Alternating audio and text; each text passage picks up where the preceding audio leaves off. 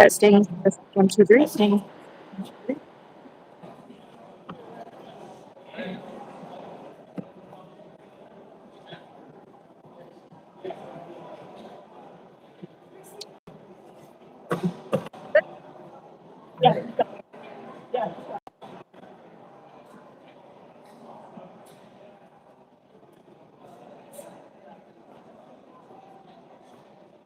What do you need? Microphone. It's it's live.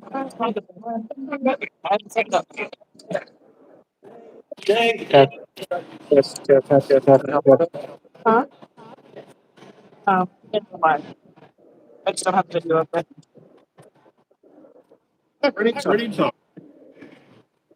We only need one microphone. Because I can. Wait, what's bigger than you?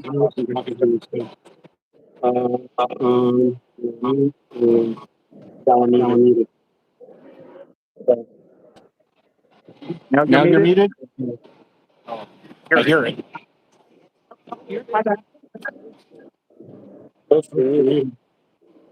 Well, fire that into the rest of these. Where's the phone? The phone mic. Okay. Yeah. Well, there's your problem. Yeah, that's better.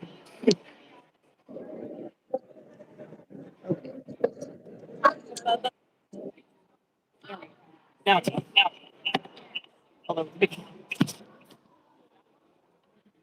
That's 1, 2.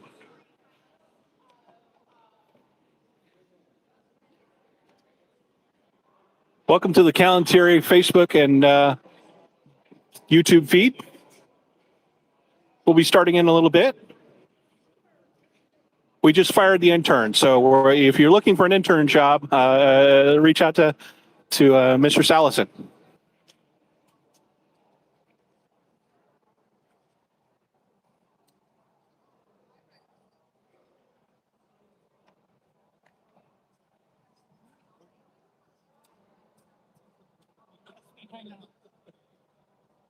Let's see the microphone mute.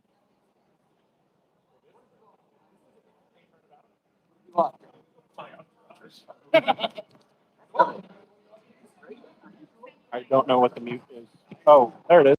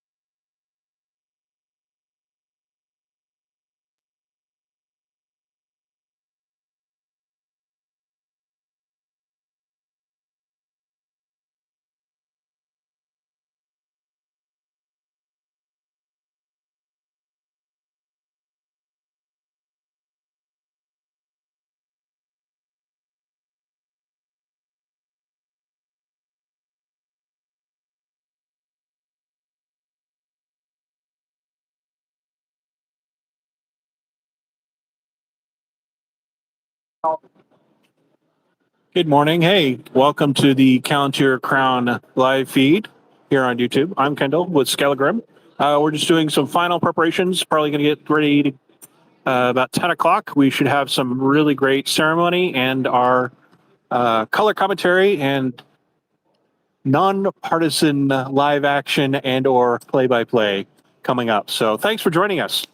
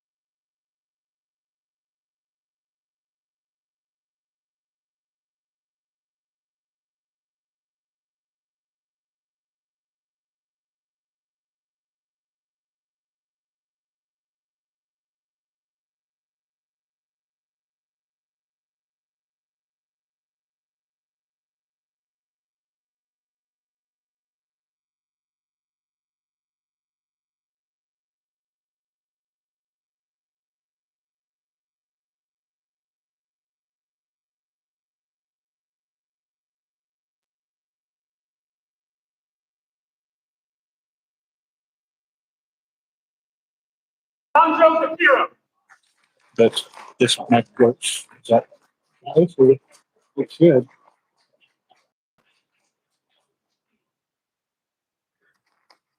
Can you guys hear us now?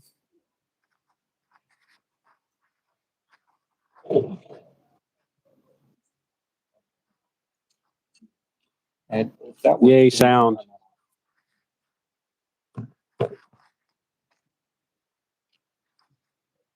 All right, so Sir Melgar Eichmann for Lady Luna.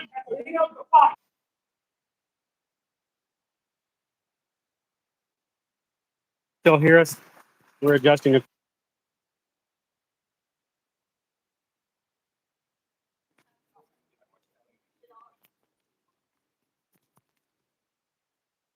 this one too. Yep. Yep. Awesome. Thanks, Suji. We have Sir Malcolm Eichmann with his lady wife. Sir Eric Reynoldsson for Honorable Lady Alicia Neal. With Sir Randolph. In this past rain, knighted. So we're looking forward to he's had some really good round runs lately. So we're really looking forward to having him in this field today.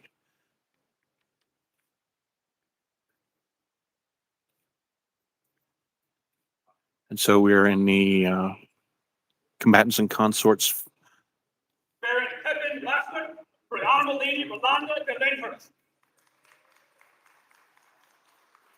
We've Sir His Lordship Pepin Lockmont and Rolanda de Lenhurst.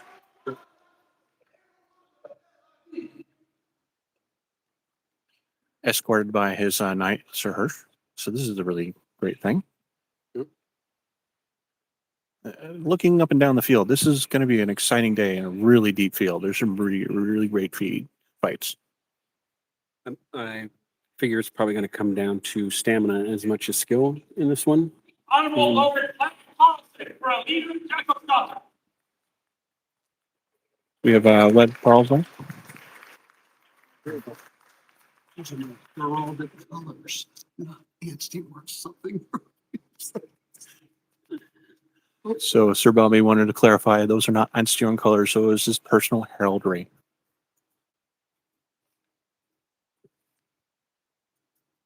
Called out. Say stuff, I guess. Duke Caius Equidius Rectus Xerxes for Master Andromir Vukovic. His Grace Xerxes or Duke Caius Equidius Rexus Xerxes.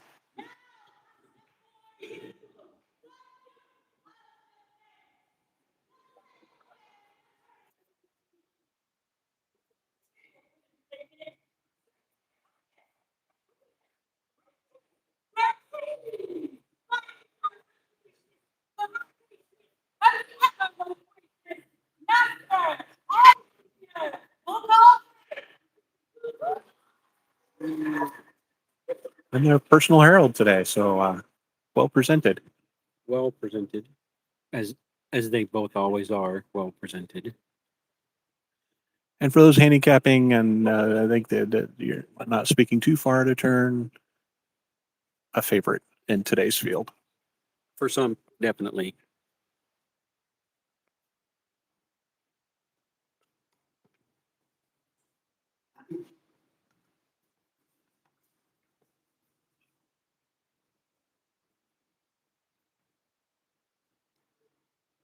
And claiming his right as an Order of the Archaic Fumit, last in the order of precedence today. So combatants have come up.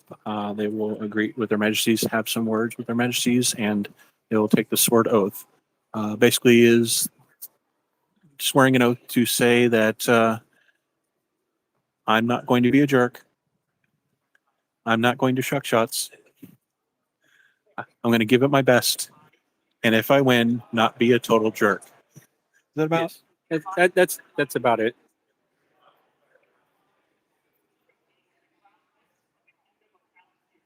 As the consorts greet each other and wish each other well.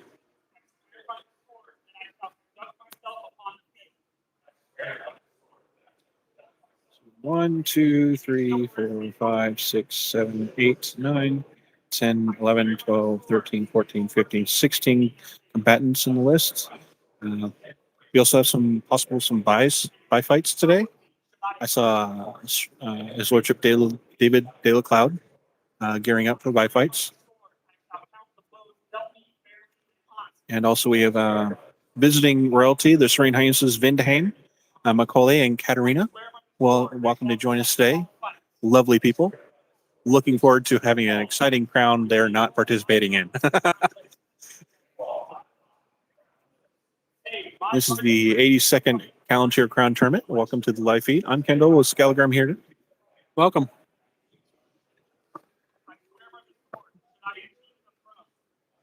So I'm thinking today's field is pretty deep. There should be some really great fights, and I'm kind of excited to see what the tree is going to bring us today. This is randomly drawn by the list table on the other side of their matches. The consorts are playing a game. I don't know what they're doing. The wave. Looks like they're doing the wave, but as waves go, some people didn't realize they were playing that game.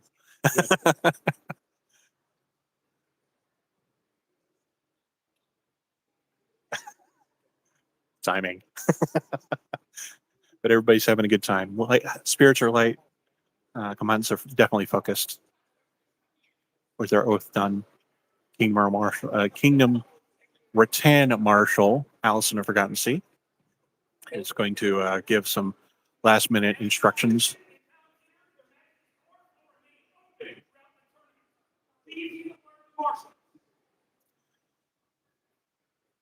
Just announcing that their majesties are opened their court, and the court will be open throughout today's festivities.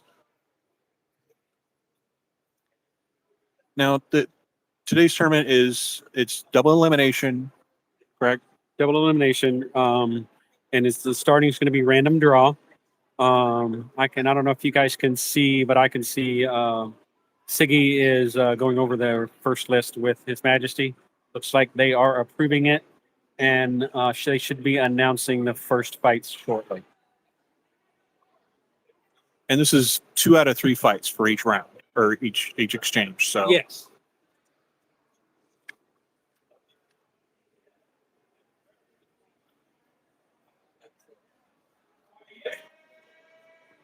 Get ready to announce the trees. Calling combatants back to the field to hear the list here. Scudder will make notes, and I will continue commentating. Roger looking calm, relaxed, but clearly focused. Aiden waving his banner proudly. Proud German.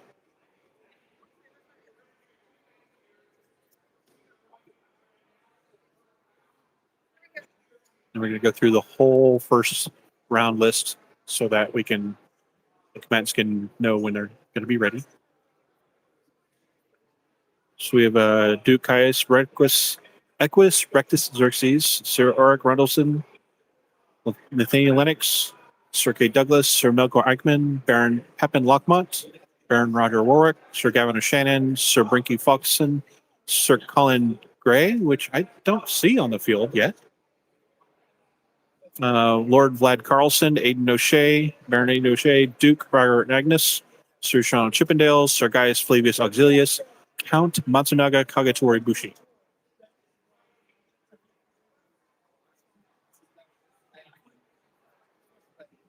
Marshall's also having a huddle here. Allison giving instructions on what they want on today's field, things to look for, expectations on marshalling. Not that they decide who wins, but they decide who's behaving.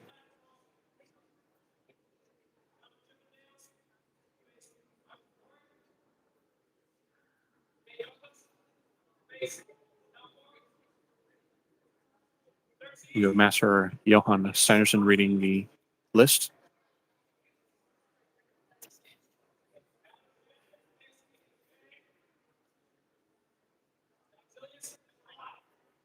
So you see in the screen there in gold, that is our Kingdom Earl Marshal. That is Jurgen Vieter on lunch school. To his right, Allison, I've forgotten to see with the green hood.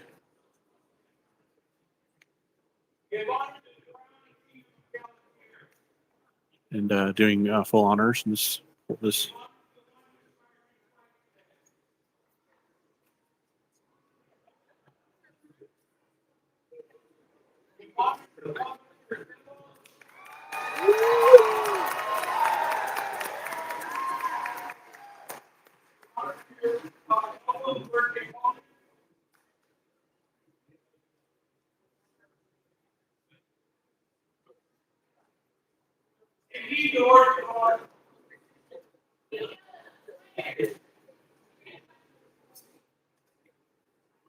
Figure it out. Maybe we can run over to the list table and see if we can snap a picture of the list. Or see if we can swipe a copy.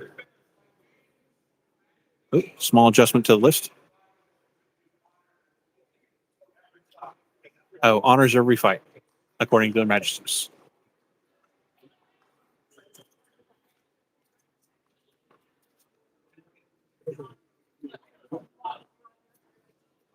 So welcome to the Fall Crown of Kingdom Calontir and the Society for Creative Anachronism. This is our 82nd Crown tournament with His Majesty Emmerich Blackpool and Her Majesty Kofina. These are the heirs to step up as Prince and Princess after this tournament, have some meetings, and they will be coronated in over the winter. Marshall announcing best 2 out of 3 per exchange, so not the one lucky shot. So there's definitely going to be more fights than you can shake a stick at today. But again, should be really exciting to have some quality exchanges. Quite a few knights. Brilliant.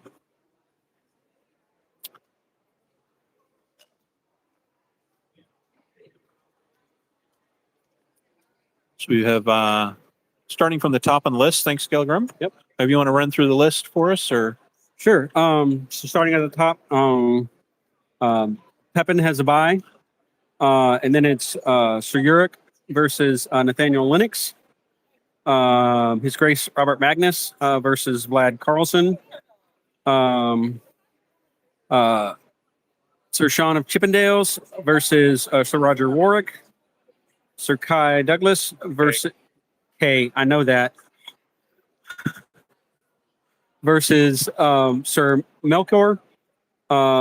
Sir Matsu versus Sir Xerxes. His Grace Xerxes.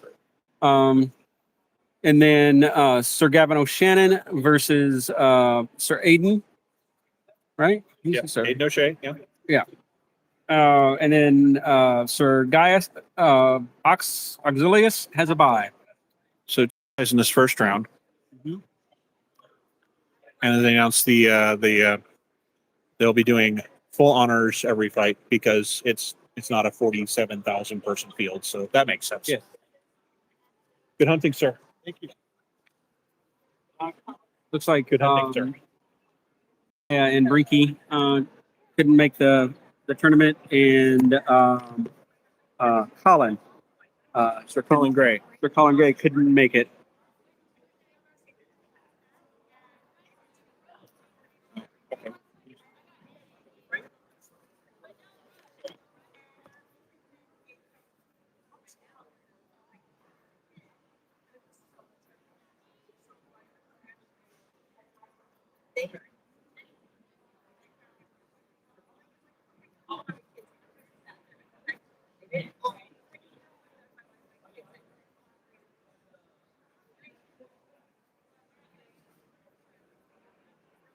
Maybe we can have Allison come over and at least chat with us about the setup of today and our feed and the things that Allison did to help get us set up.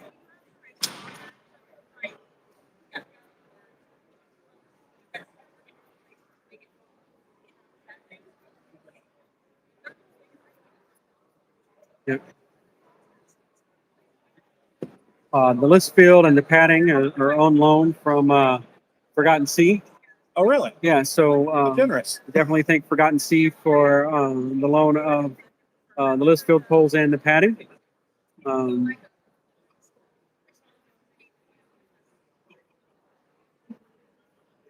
Alice introducing the marshals to their majesties.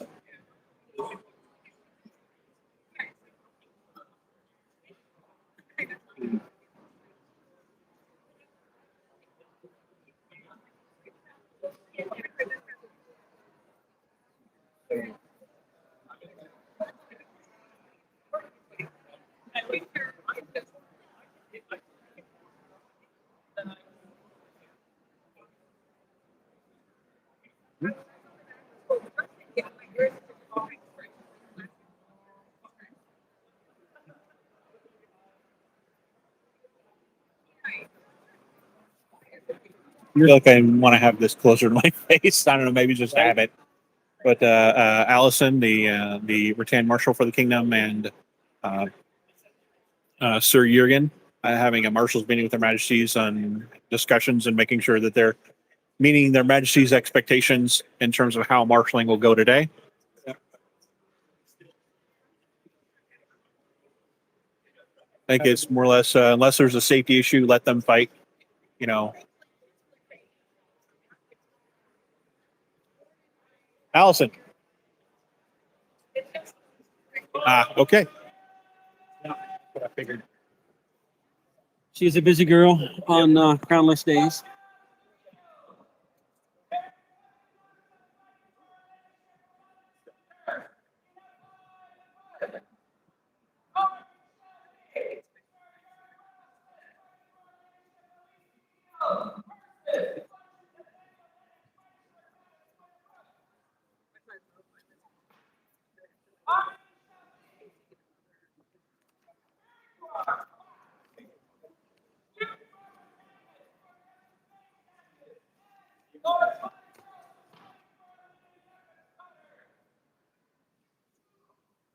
So Pepin is up first, as we said, in a bye fight. Then York and Nathaniel Lennox, and then Robert Magnus and Vlad.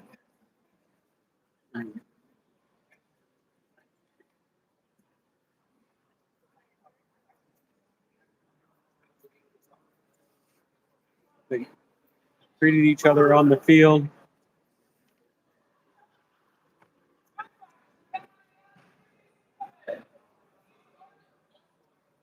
Individual. Oh.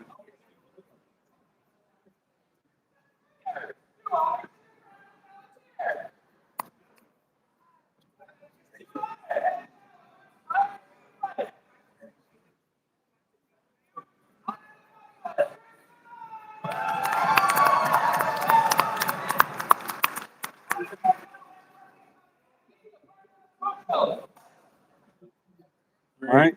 Full honors done, Pepin. This is a non-destructive bye fight. So win, lose, draw, he still advances. But this is a great opportunity for him to kind of get a good warm-up fight. Yes. Without any sort of penalty for not one-shotting his opponent. He is a long time fighter. He's been a hoose for a long time.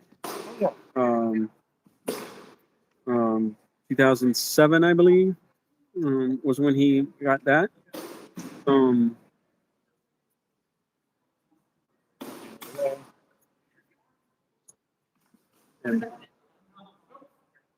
Nope, not enough, he says.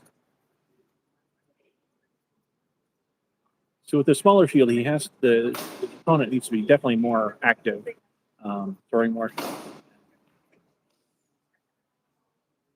Oh, looks like Pepin's So lost he his arm. struck the shield arm for Pep puts hands right and a point of honor. His opponent tucks his shield behind himself. So he touched but didn't have enough force, so they agreed not enough.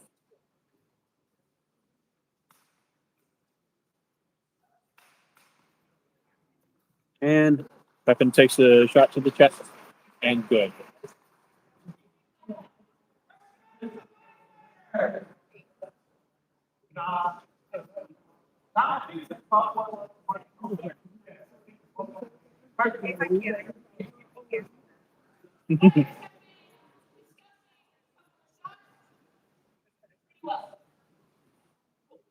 Calibration's doing pretty good. Friendly, nice and easy. You can do that with a bifight.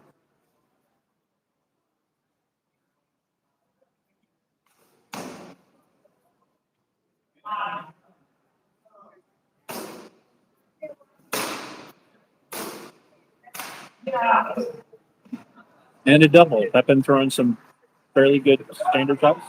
A double kill. They both had their heads open as they were throwing.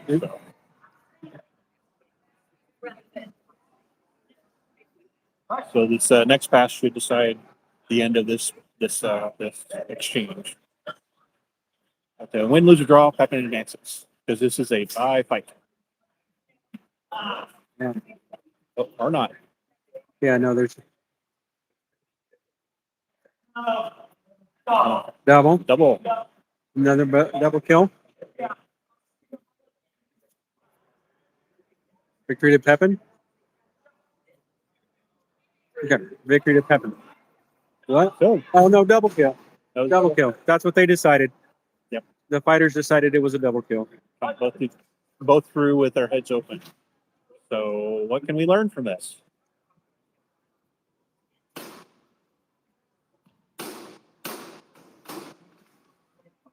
A little bit more conservative with the shield work. A little bit more careful in shot selection there. Exchange of blows coming here. Better be a bit more aggressive or reckless, which is good. They're talking out the blows from that exchange. They're squaring off again.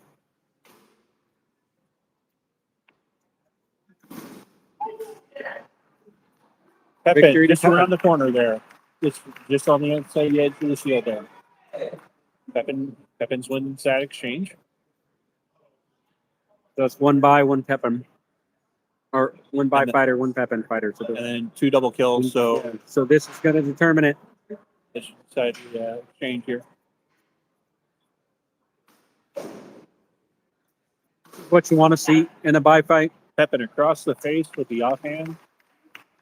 Nice little tip. Now, at their face, you know, with the SDA Armored Combat rules, the face is to be considered open. So anything that touches your bar grill from cheek to cheek, forehead to chin is open. And if that was a weapon, you should tuck it. Take anything that touches it.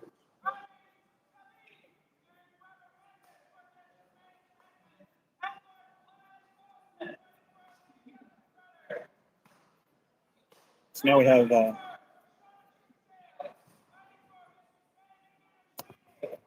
Lennox In York. and Uric. Yes, you see that it's Oyrkir Rattleson, and it's Uric. Like York. please Yes. forgive me, I'm English. Oyrkir? No, it's Uric. It's Uric. Both great fights.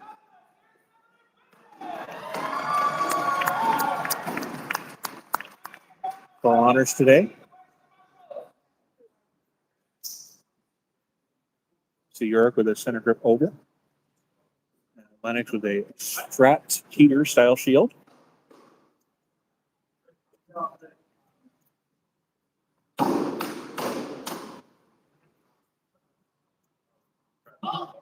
Here calling that his sword arm was struck, so they called hold, so he can switch hands to. Yeah. So he has sword in his offhand now, shield behind his back. So he's not unarmed. Yeah.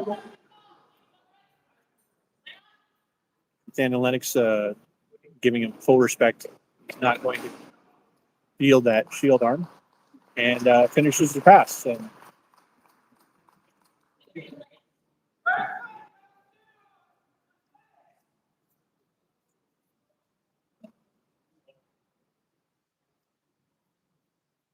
Lennox using the corners of the heater shield very, very nicely that round to win that matchup. Absolutely. Oh, York got him in the legs though. He's on his knees at this point. And Lennox goes down. Uric was taking that pass way more serious than the first one. Yes. But Lennox has been fighting that style for years now. He's really gotten his gotten his skill in there. So 1-1. So this is the third pass, and whoever wins this one has it. Now this is a double elimination tournament, so losing doesn't mean you're out. Being in the first round. So.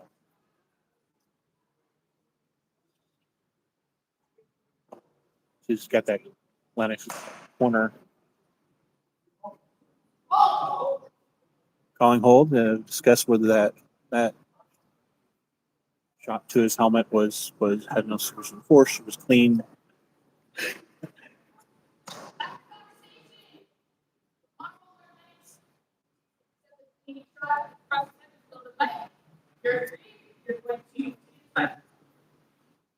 So not enough. And that's why you see this kind of shield up high, kind of guarding his helmet there. Uric got under his shield and got Lennox on his knees now. Which he did in the last pass. That proved really. Yeah. Got him high and then came underneath the shield. Yeah. Victory to Uric. Uric continues in the upper bracket and Lennox in the lower bracket.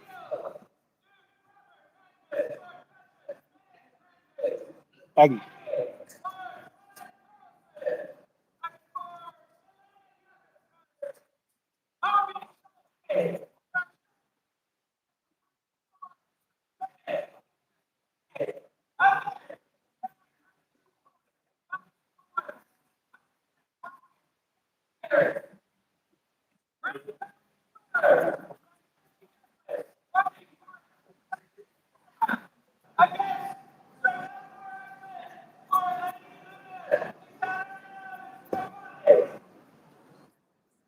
Now we have Duke Roger Magnus, or Robert Magnus, not Yep. Sir Roger, Robert Magnus. Yep. and Vlad Carlson.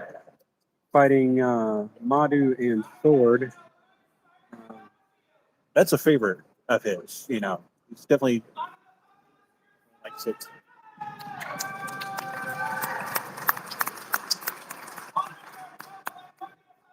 He's Goes to the last crown tournament. Robert fought Sword and Dagger. yes. So, what we see here, Duke Robert has his Madhu, where while the basket hilt is not exactly in the center of the Madhu. Now, Madhu is a two-ended spear held with one hand with a hand protection in the middle somehow. But a few years ago, the Calontir changed their rules where the hand grip doesn't have to be exactly in the middle of it. It just needs to be somewhere. So.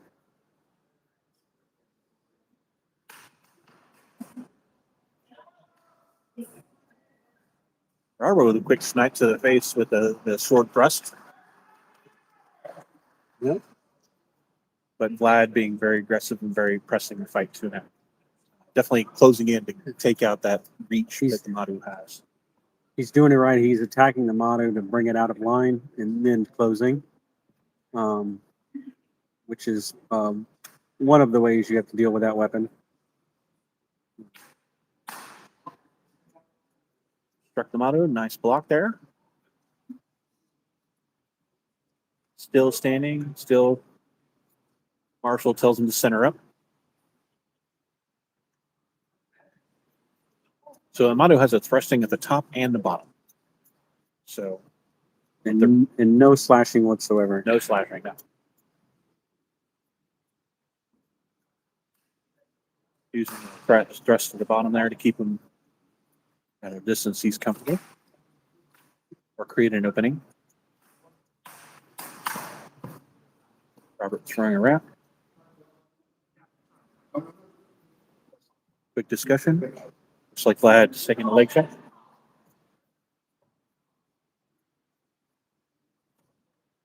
Looking for a couple thrusts high on the brow. Vlad getting a good defense, but that's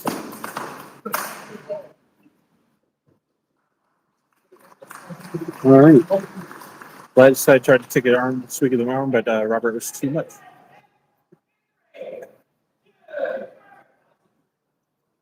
So winning an advancement in the upper bracket, Robert Magnus.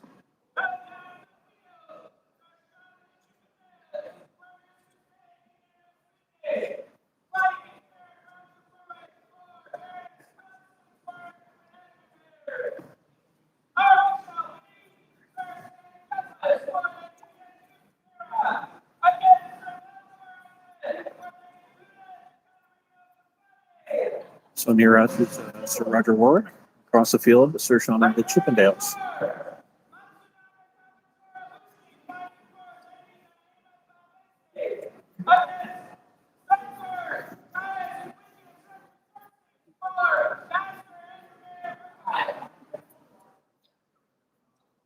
Roger again with the another fighter with the Sword and Madu. sword and Madu. He was very accurate with the Manu last round. So if he's still on his targeting, he could be one to watch. Absolutely.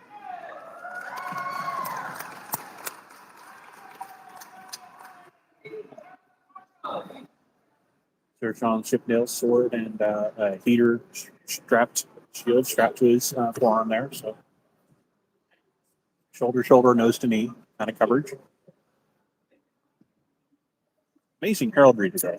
It's great to see that the heraldry is presented in their, not just their shield painting, but also their clothing, which is awesome. Yes. And Aiden bringing his flag, waving his banner.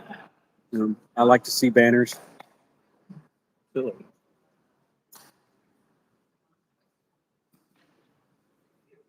I just a little bit outside of the forehead there. Well,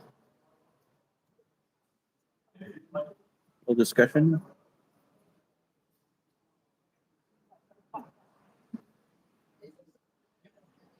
So Sir Sean looks like he was struck in the sword arm, so they call him so he can arm himself properly with the sword. Sword arm. So as to not be defenseless and not have weapon, they. So Sir Sean is going to hold a buckler to protect his hand completely, and he'll be fighting with his non-dominant hand or non-preferred hand. Yeah. Sir Roger not- standing there. not a position you want to be in against a two-weapon fighter. Absolutely. And Roger is respecting his opponent in a level that he's like, no, I'm not going to give you that point of honor. I'm hitting it to win it here. Sword across his body. And Sir Sean calls it good. Yeah. Nice that shot to the head. So pass number 1 to Sir Roger.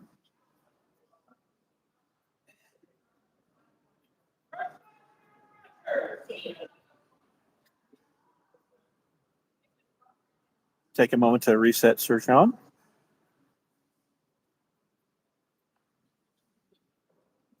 like they're ready. Here we go. So Roger tapping his Madu twice as a kind of a cue to his brain to say he's in a fight now.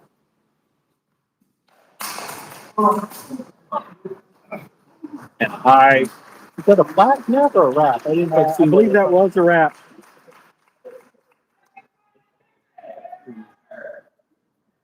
And that's the thing about the Sir Sean has that shovel face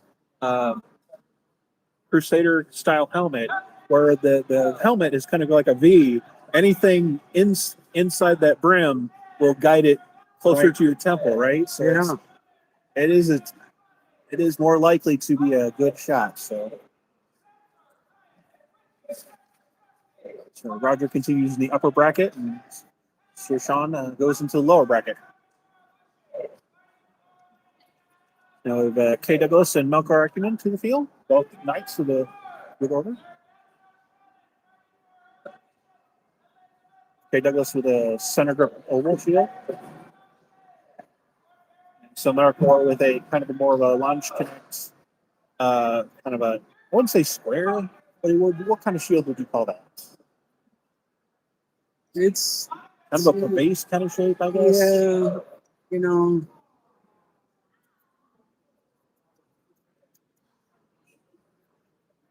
Again, thanks, Allison, for getting this all set up with technical expertise.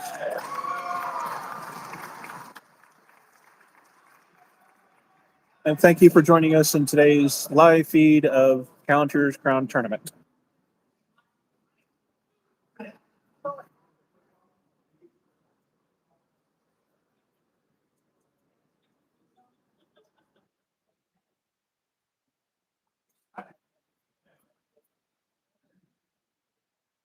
So you see they're both knights. They're both wearing the white belts of knighthood in the SCA. Kind of feeling each other out. Looking for angles. Swing and a miss.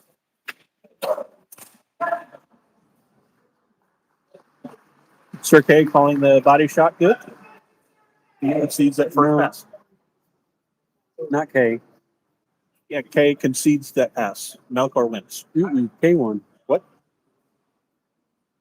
That's K on that side. Okay. Right? K in the black. Yeah. Did I have that wrong? You had that wrong. Okay. You're right. I'm wrong. I'm sorry.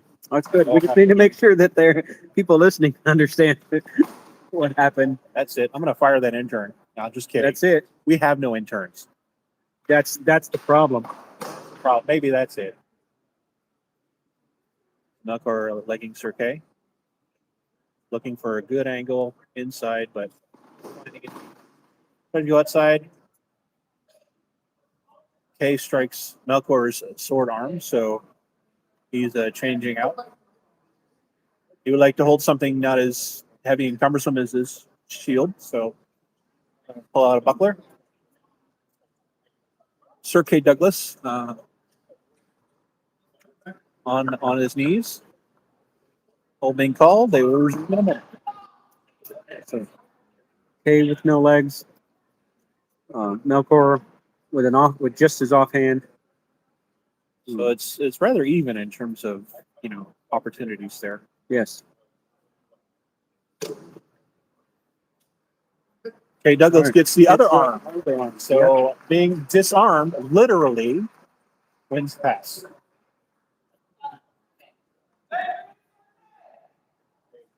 And since he won the first pass, despite what I said earlier, advances in the upper bracket. So Melkor goes in the lower bracket. There are no losers here. I'm going to just stand on that hill. With Sir Xerxes.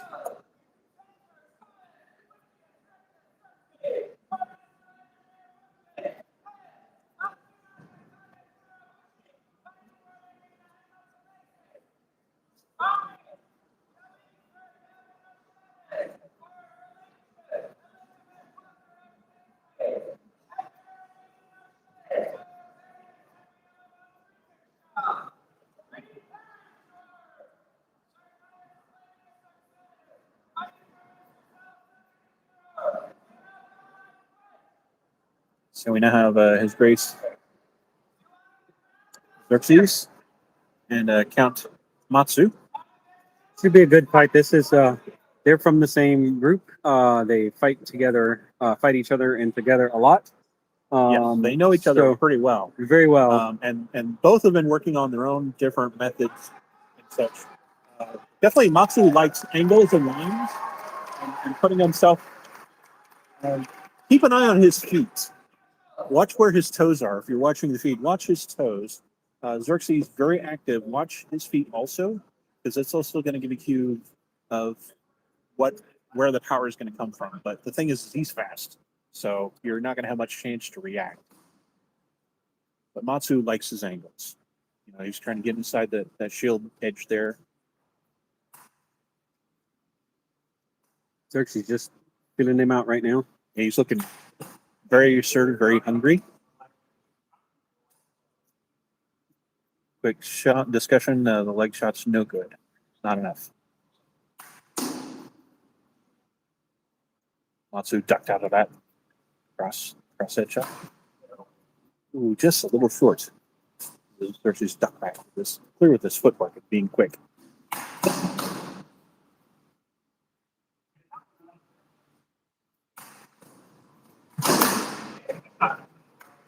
All right. Xerxes with a thumb lead wrap to the ear. Definitely pressing the attack there. Very, very aggressive. But you kind of have to be because Matsu's very, you see, being very patient here. He's picking his shots. He's not just throwing just to throw. It's not giving him anything. He's not going to do it. Catch on the edge there. All right. Considers the leg shot good, so it goes to his knees. Xerxes respecting his opponent, does not give a point of honor to go to his knees also.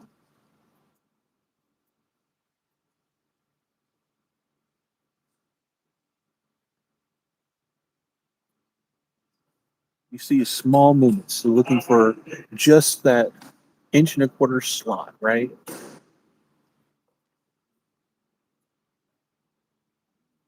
Feeling for reach, looking for reactions. Matsu not reacting much at all. Yeah, Matsu's Being patient. He doesn't. his defense is pretty tight, so he doesn't have to move much to keep himself covered. Since he's down on the ground and not given these. Catching just enough on the defense there. Just not connecting completely.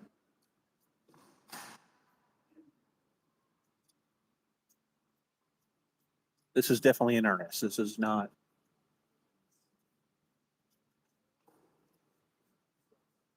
I mean, there's a pretty good chance this might be a semifinal fight.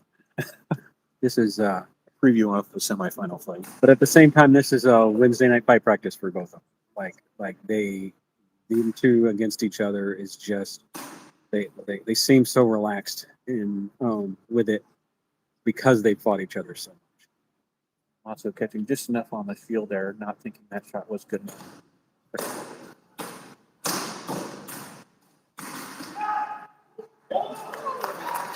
All right. Matsu legging him, and Xerxes continuing to press the attack, Finishes Matsu. I think it's Matsu.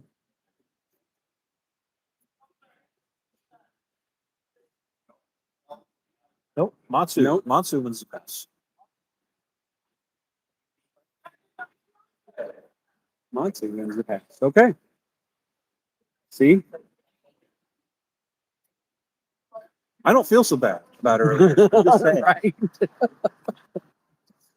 And for those watching, you know, Matsu and Xerxes are the ones in armor. It is on their honor, it is their judgment.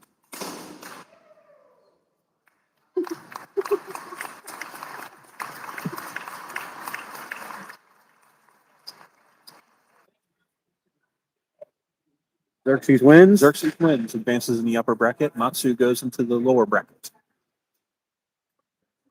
And now we have Gavin and Aiden.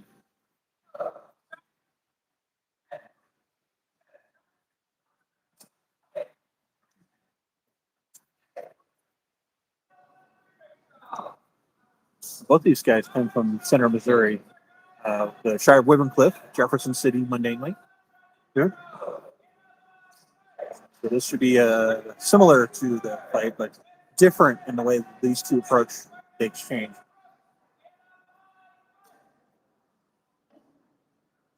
And for those watching, your feed is right. Aiden is left-handed. I say that because left-handed fighters not so common. No.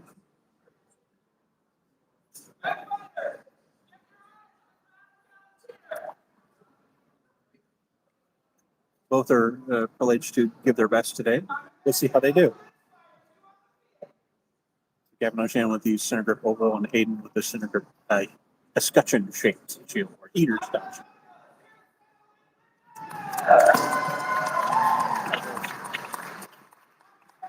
They can hear you.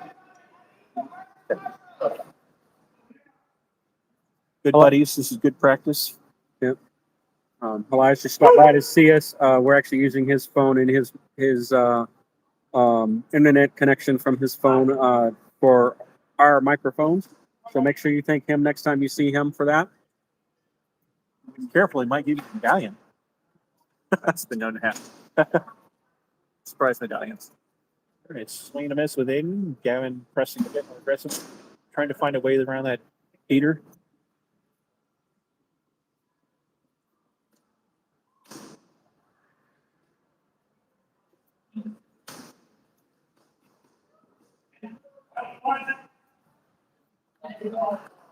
Aiden hit the body, but concedes that it was not on edge, so it was flat on the blade, so did not accept it.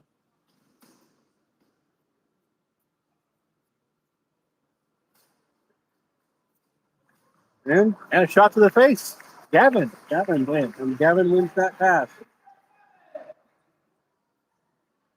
Gavin had a really great run in Crown Tournament, the one that Logan won that was out in 3 Rivers. No? Yeah.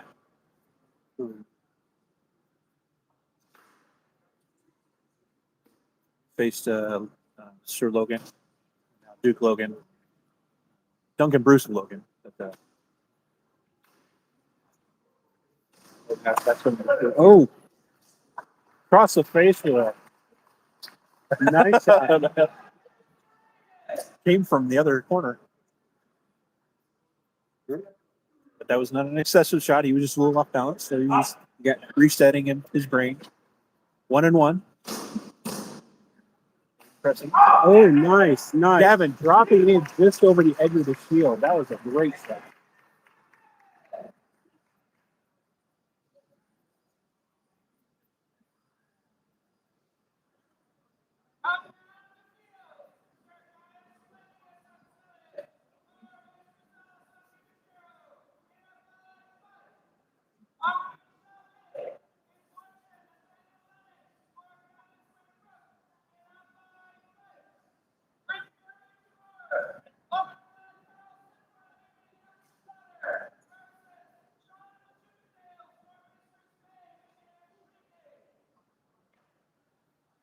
So Sirach's in a bye fight. That's a Richard David Little Cloud count.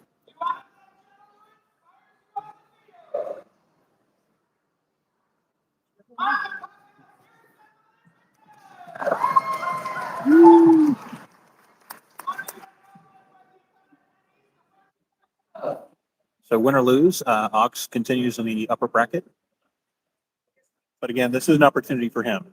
Get a good warm up, get some good fights in without the risk of being thrown into the lower bracket, having to go the hard way. He is coming off an injury, and literally just got cleared days before the deadline to get into the tournament. So it's good to see him in fighting. Yes. So he had shoulder issues and then heart issues, I think. Yes. But without knowing more, he'd been doing a lot of L work. Thrust came right over the shoulder. You see David with the Madu.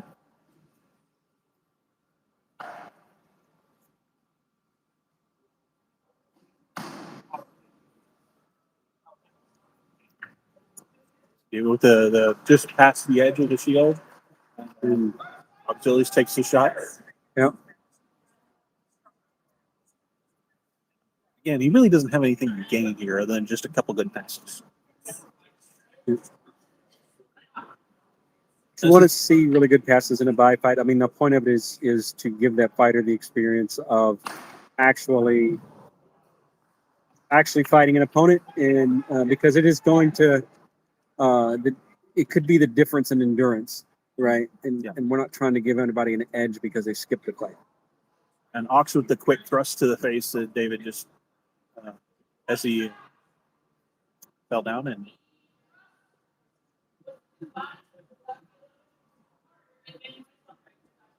So it was not to the face; it was to the torso, kind of, but still good. It's definitely an opportunity if you want to fight in Crown, but you don't want the chance of winning. Being a bye fighter is definitely an opportunity. You want to represent yourself well and get yourself the highest quality fights possible. Top 5 fights are definitely an opportunity there. Press to the side.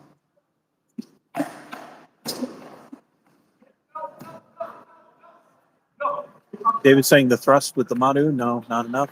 Please don't take it.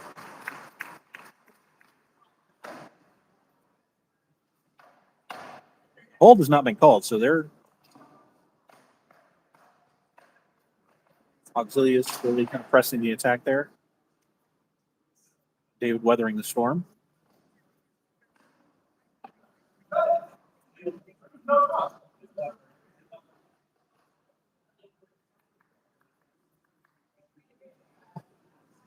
Auxilius saying it's they're going to thrust to the face.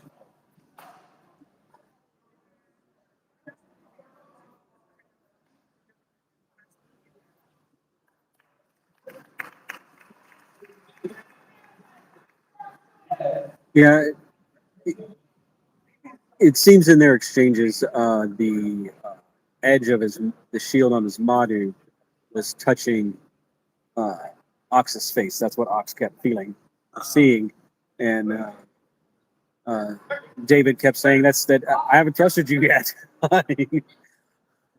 Well, and it happens so fast; it's hard to see. You know, They were both going fast.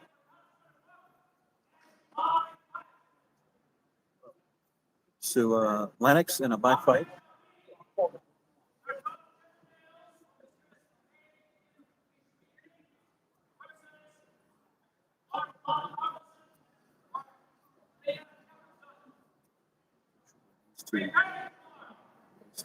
They,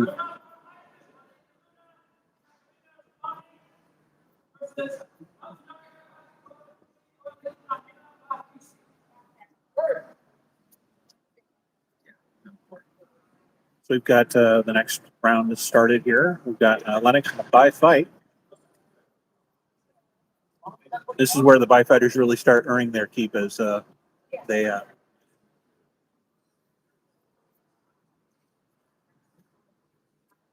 because each round there needs to be a fight, win, lose, or draw.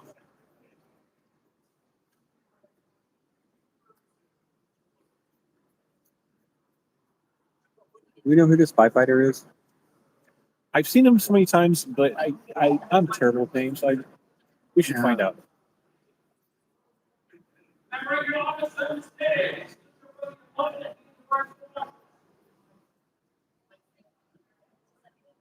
Who's the spy fighter? Do we know?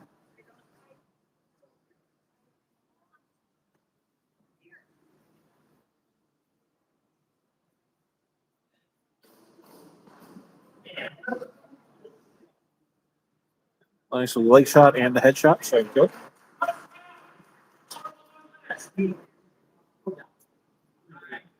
Definitely using that big shield to his advantage there, but using it smartly. You know,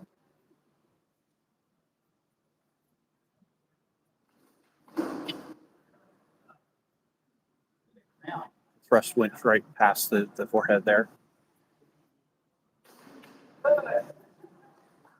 Taking that headshot. Offside.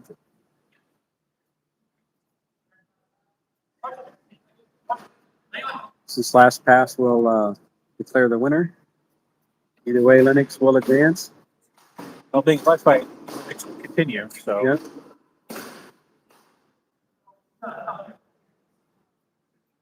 After that pass, not a lot of connection, not enough.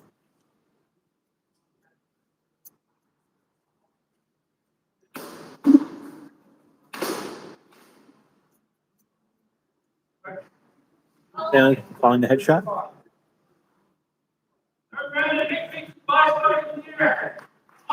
Lumiere. Yeah, I should have known that. Let me write that down.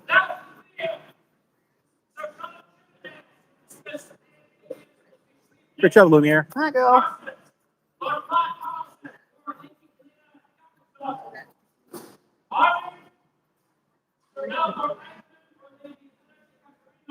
So we have Sir Sean and Vlad. This is the lower bracket. Yes. because that may determine.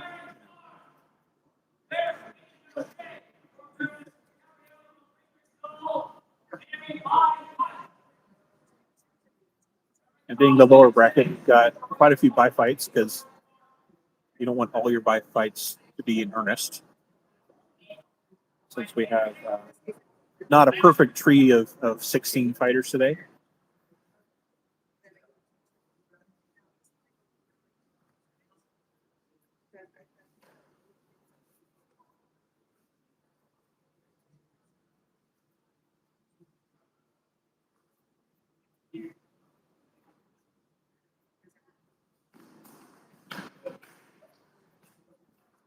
Sir Sean with the flurry, legging him and then finishing off Vlad with the headshot.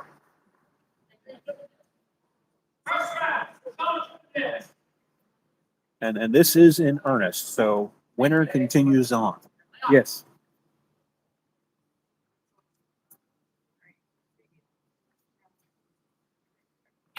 Sir Sean with the sketch and shape, Vlad with that triple leg, but caught the edge there, so not a body. My diction.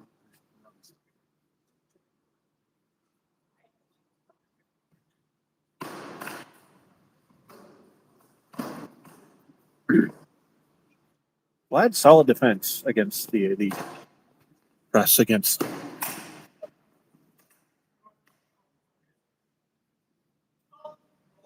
So Sir Sean gets Vlad's shield arm.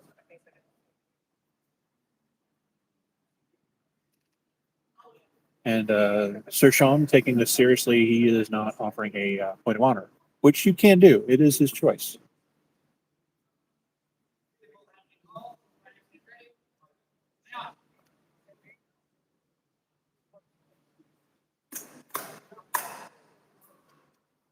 Sir Sean.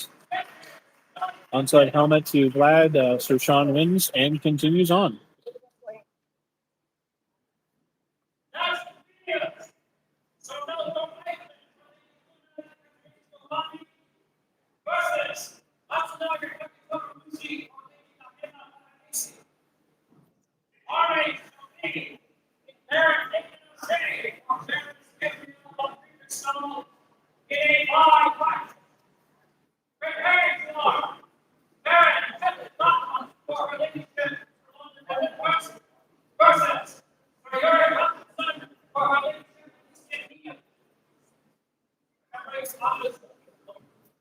So they just announced the first of the upper bracket, Pepin versus Yorick, coming in 2 fights.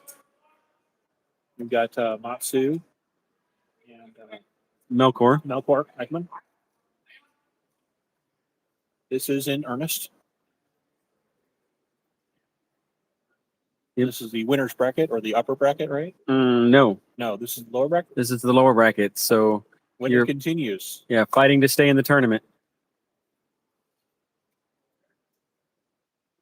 This should be a little less exciting as the Xerxes exchange for Karkic is a little bit on there. A little bit. As he's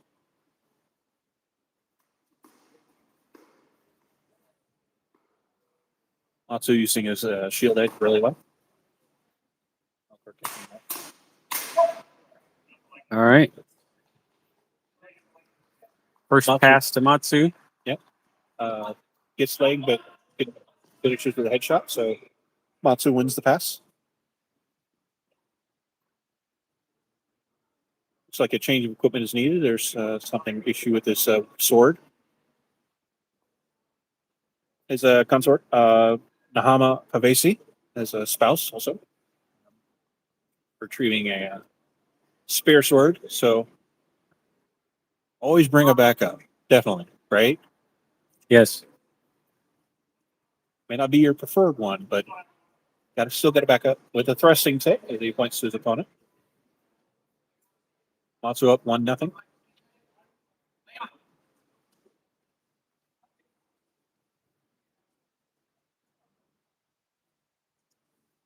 We're kind of guarding the face, head a little bit more, but pointing that shield to cover the legs.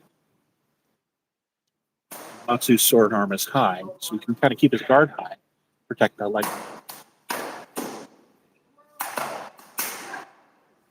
Nope. And Matsu wins that Matsu- exchange. And Flat snap to the temple, and just great timing. There was a gap. Or just was in the middle of moving and had that opening. Count Nagatora Bushi advances.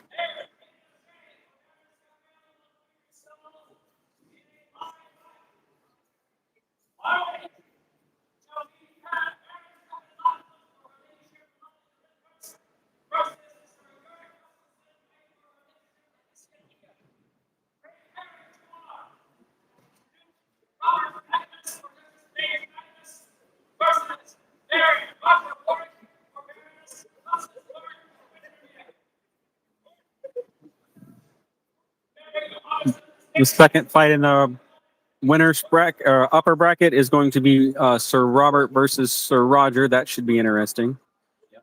Right now we got Aiden in a bye fight. Count David again fighting this fight. Sword and Nadu. Pre-fight neutrals. Tap.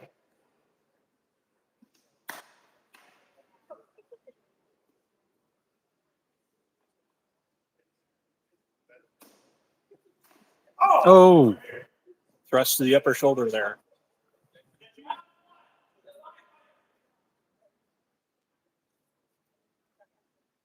That's where having that Nadu not perfectly centered gives you that little extra reach.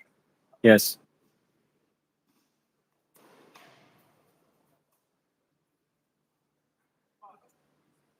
That was not Round a leg two, shot. two. That was to the torso, but as a reaction, he goes to his knees.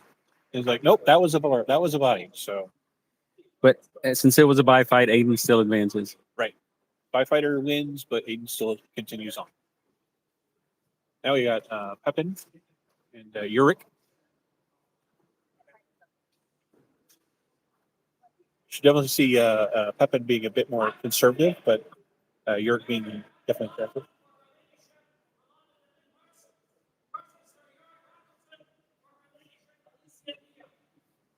Both using center grip rounds and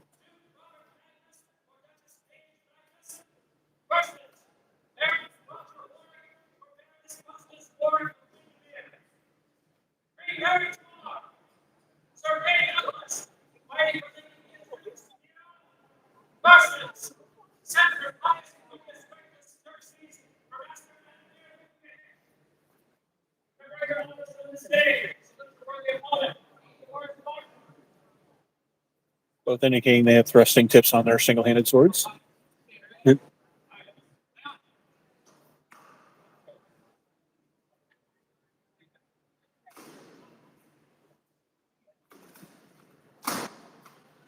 These two very similar styles. Pepin being a bit more aggressive than I expected. Legs hits Uric in the leg.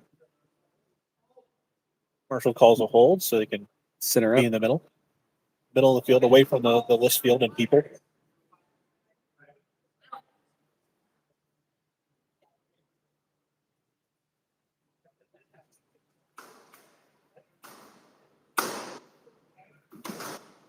Pepping trying to make an opportunity.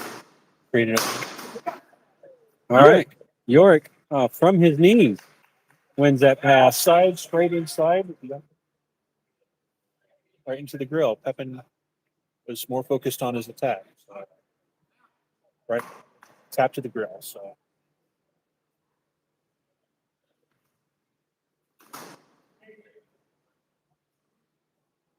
called out as your leg shot hit his so no good. All right. Uric advances and the Pepin will drop to the lower bracket.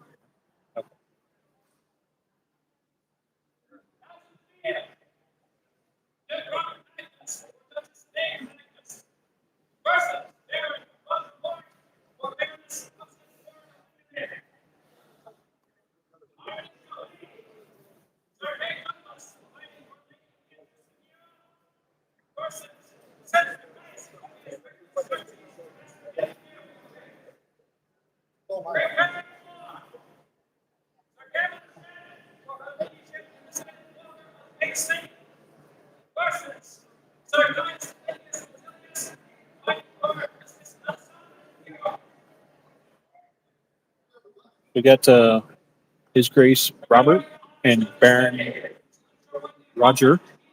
Yep. Both fighting Sword and Madhu. Yep. Should be a very interesting fight. They're local to each other, so they know each other really well. And they're both from the Outlands. Yes. So they have been fighting each other for Years. decades, Yeah. I assume. Yes.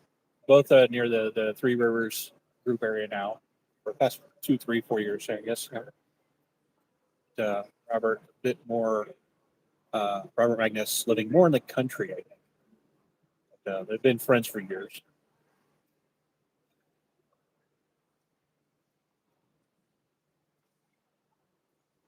See the small movements looking for that one little mistake or one little opening. That's all they need. Whoa. Preston, to be sure, that flash snap. That accuracy that I mentioned with Roger, he's showing it right now. Well, either one, really. And that's where Madu has that little quick wrist flick, and you've got the take a moment to reset.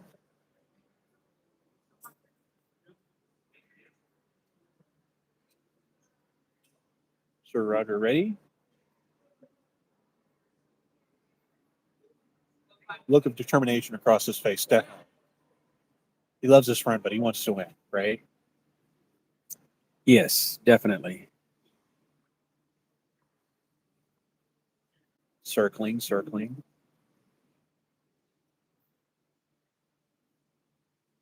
You know, it's one of the things about the SCA fighting is that it's 360 degrees. It's not just you're on a runway, you know, on a fencing field.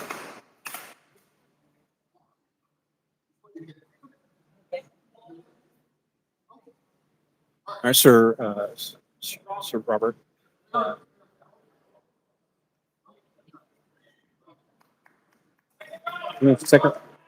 Second pass to Sir Robert. So Roger hit Robert's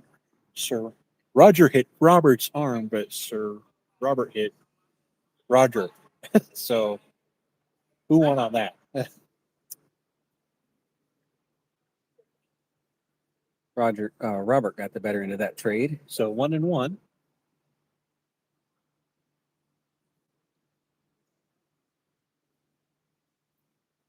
Feeling each other out, looking for that little hole, that one small mistake, one opening.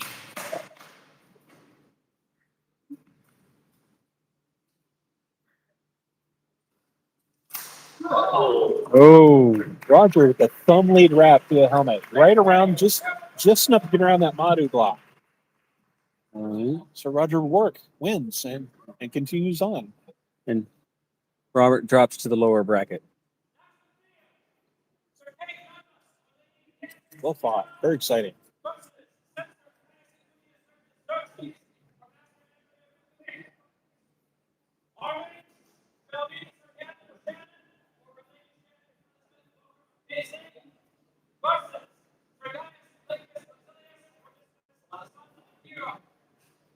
Xerxes and Sir Kay.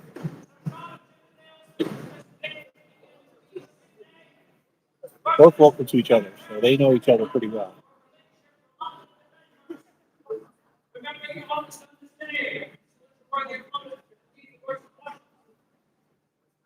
And you see the consorts in the corner there, supporting their honorable combatant.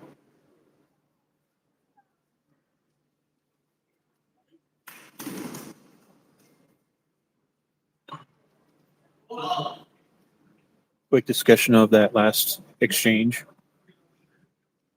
Looks like Xerxes is like, no, that's no. Okay, he's just making sure.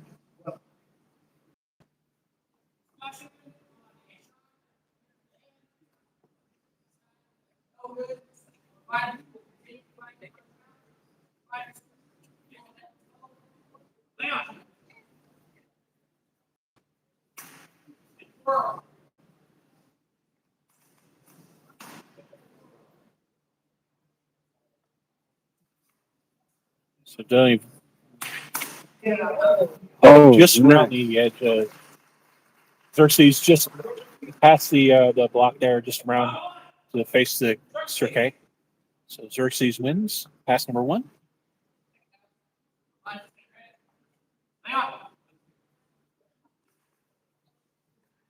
Cirque pressing in, but Xerxes not giving him the distance he wants. Standing off, looking for that one. Okay, steps in. Xerxes, the speedy route. He loves to throw that route. Yes. The thumb lead route, so quick. Xerxes advances in the upper, and K drops to the lower bracket.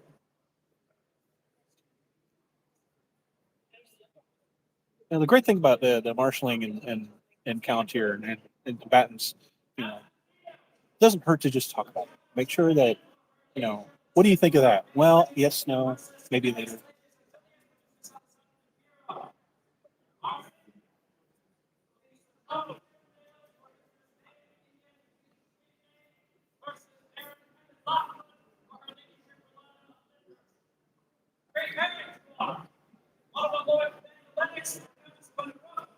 Versus Robert Douglas for this stage. On his 7th stage. So look for the opponent. So we have Sir Ox and Sir Gavin O'Shannon. Yep. Consorts supporting them. This should be a good standard, really good defense in this pass. I absolutely good. And then up next, we start the next branch of the lower bracket with Sir Sean of Chippendales versus my Lord Pepin. And Feeling each other. Got hitting each other's shields. Gavin with the quick snap. So Gavin wins that pass. Ox is probably kicking himself a little bit for that one. He's like, I know better. And I have to say, Gavin is very, very relaxed this tournament. Both with a helmet shot, so double.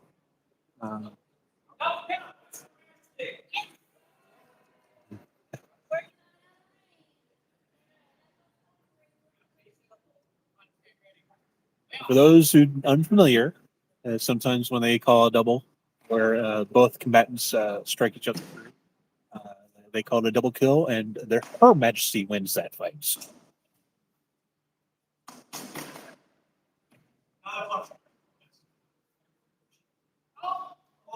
Quick discussion. So Gavin got his sword inside Ox's shield, but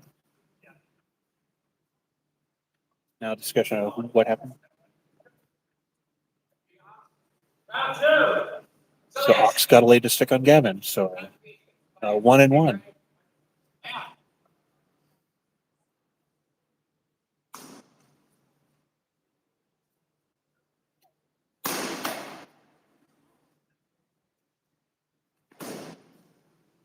Ox gives a leg on Gavin.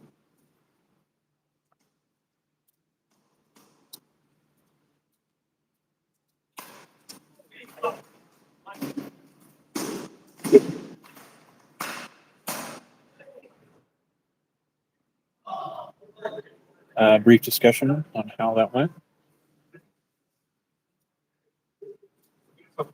Gavin threw a shot to Ox's leg early in the pass, and Ox said his knee was one piece that was struck, so not a leg.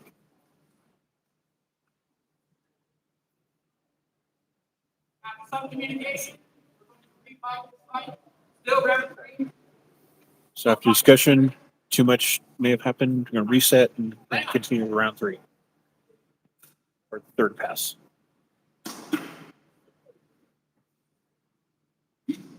Ox sneaking his shield a little bit more up on the temple than before.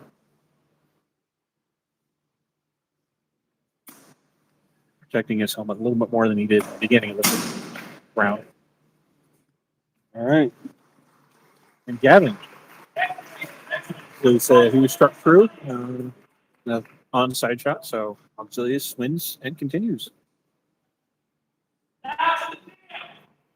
So for this versus Army shall be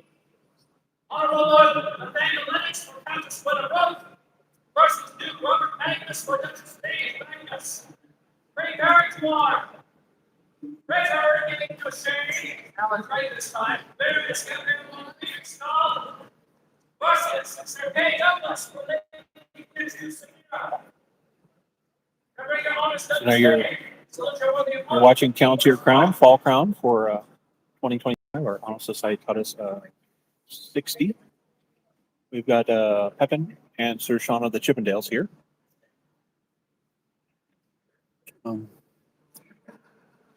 So this is the third matchup of the lower round. tier. Yeah, third round of the lower tier.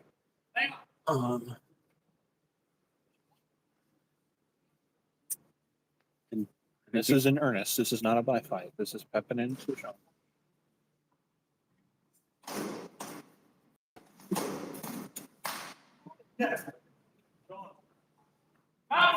Sir Sean with the barrage, threw a leg to Pepin, and then finished and followed in a combination to the headshot as Pepin's shield was lowered. It was an opening for Sean to strike.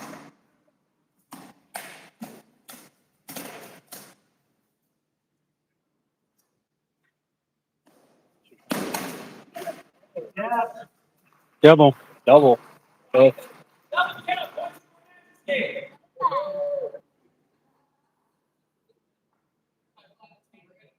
That is 5 wins so far for Her Majesty, for those who are keeping count at home.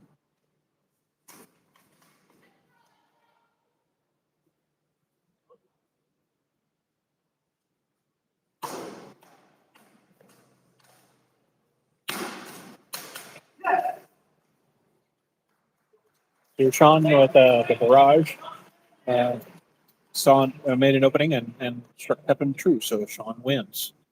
And so that's Pepin's day is done on the field, yeah? Yep. But really good fights, solid, honorable. Definitely be proud. It's a good showing.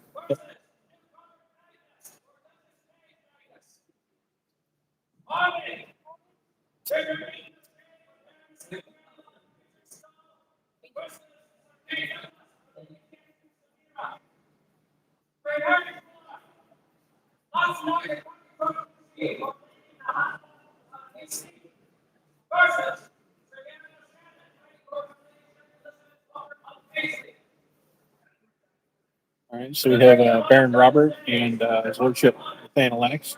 Lennox coming out with a pole arm with 2 thrusties at the top, 1 at the bottom, 2 cutting edges on that. So on the front edge of the axe and also the back edge, also or striking edge.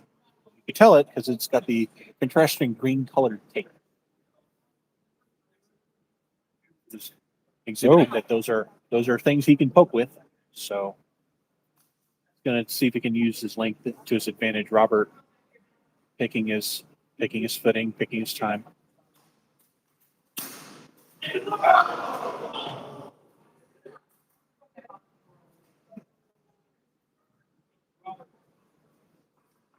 Robert with a thrust to the torso as Lennox continued to retreat. And a brief reset of the barrier.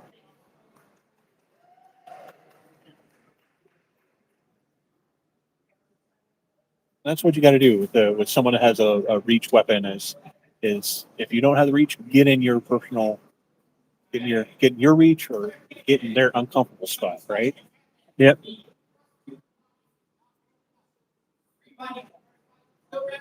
Oh, Robert says the thrust was no good, so they're going to refight it.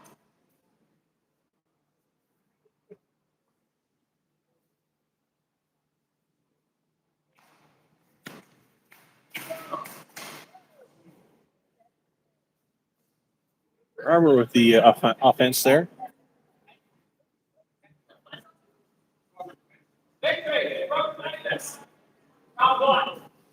So pass number 1 to Sir Robert. His grace. Or Bobby to his friends. Daddy Bobby for some of us.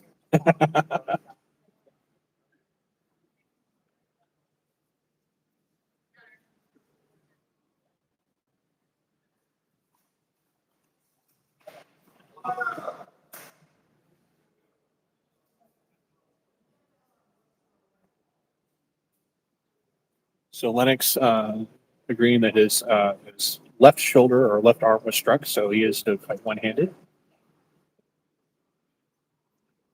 Well, just consultation with the marshals to advise the combatants to stop running into the barriers. Yeah, it's the problem with that reach weapon, that great weapon with such a confined space, as you run out of space quickly.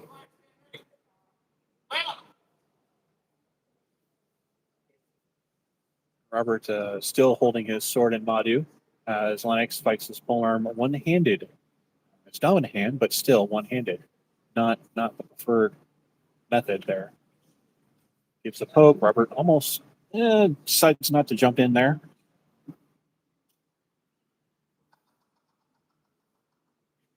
Lennox using his polearm to keep Robert at bay.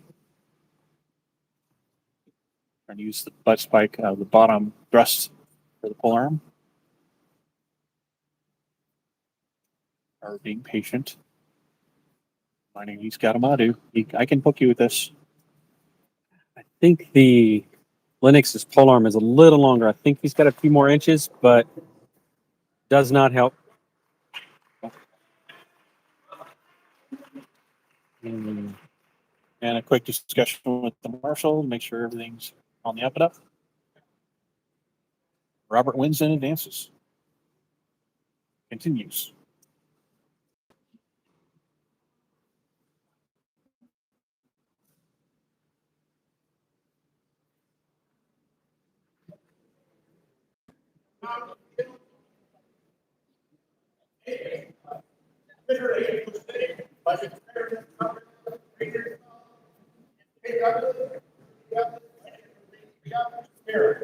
So coming in the field now is Aiden and Kay. They are in the lower bracket. We're on the third round of fights in the tournament.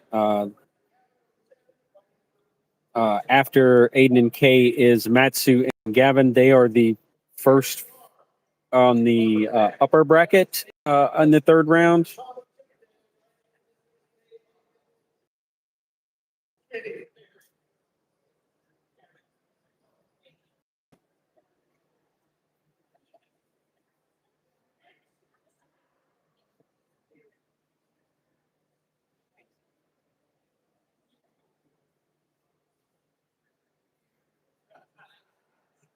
That's the thing about being in the lower bracket or the losers bracket. You've got to keep winning to stay in, right?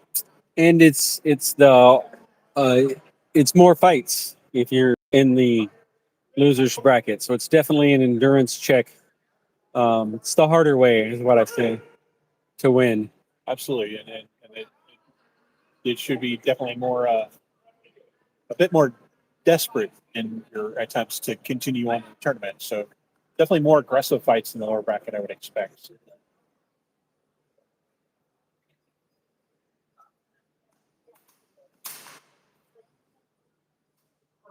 Quick discussion whether the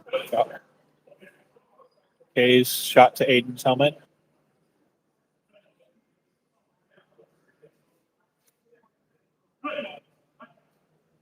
Aiden concedes it was a good shot, so yes. Victor K. Douglas.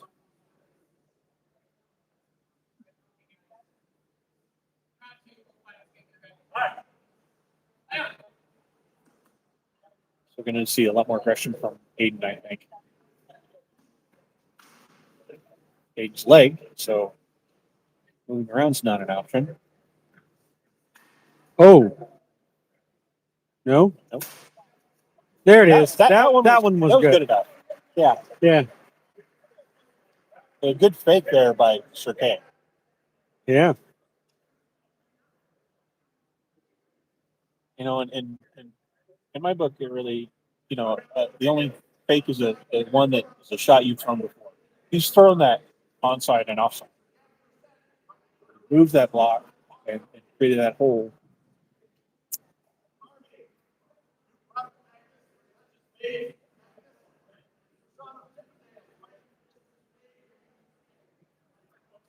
Matsu and Gavin Shannon. Yep. 20, they have thrusting tips on their weapons. Gavin with a good grin on his face. That's a good sign. Poking the marshal in the face.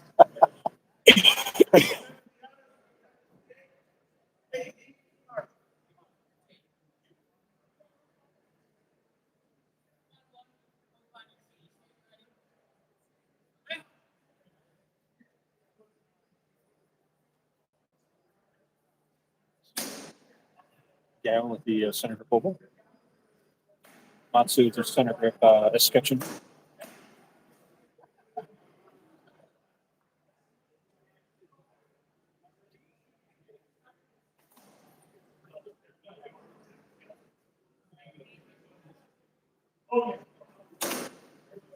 Oh, nice. Matsu with the flat snap to Gavin's helmet. Quick discussion.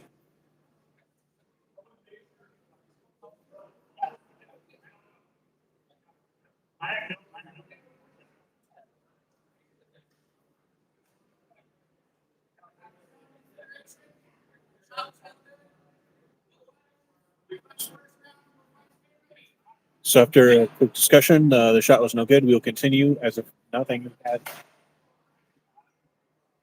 Gavin. Gavin Shot. with a good shot.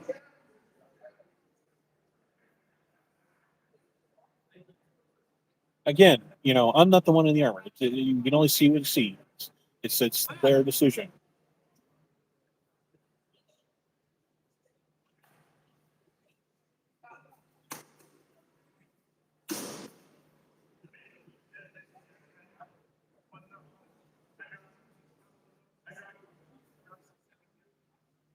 Both in exchange, nothing good. Not enough. Matsu legs Gavin. Gives him a moment to make sure he's ready before he closes in.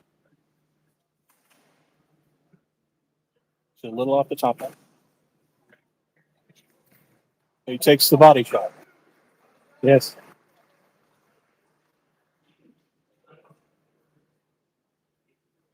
So 1-1.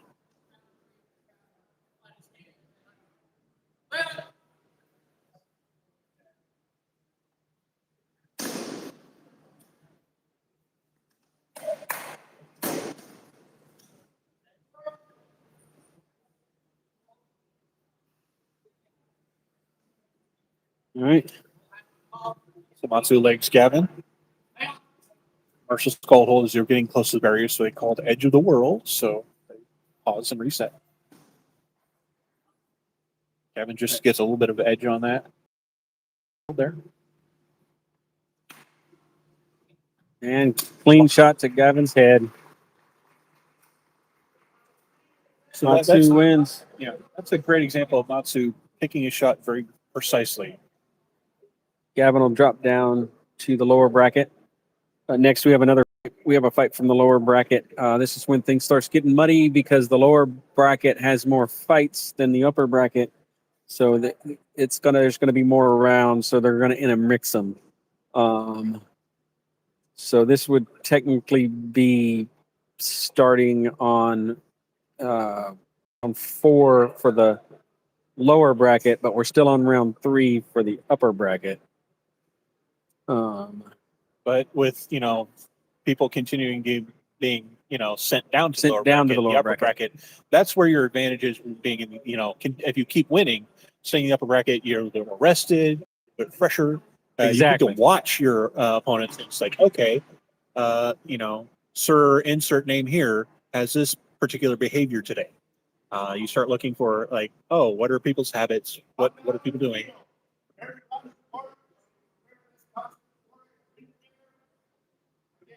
Oh,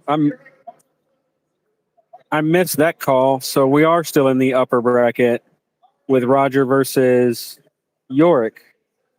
That's okay, Skogrim. We all make mistakes. It's okay. Yes. I forgive you.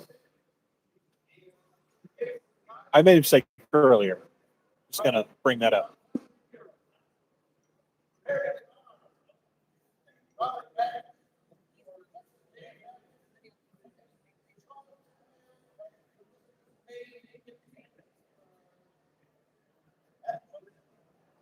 We got Uric coming to the field.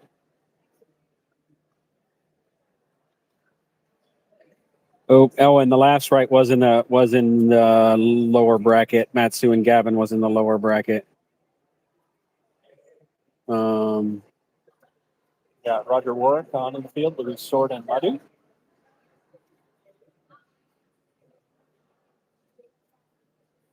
Not quite the nervous energy that sometimes you see.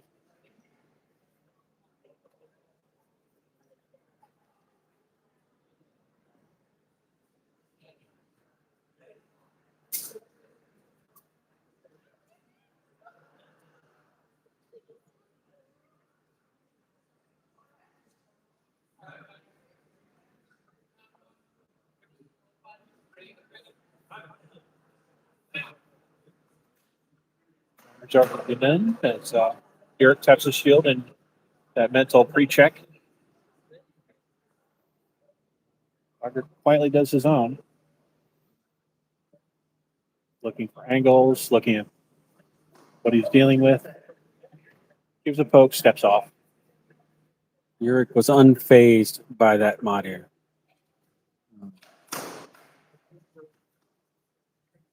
Definitely respecting it, but not nervous about it. Definitely.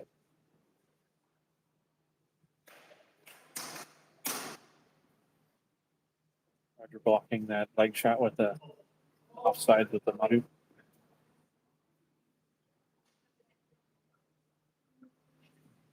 A brief discussion on that last exchange.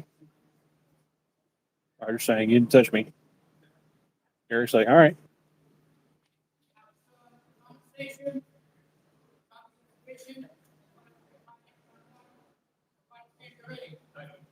Yeah.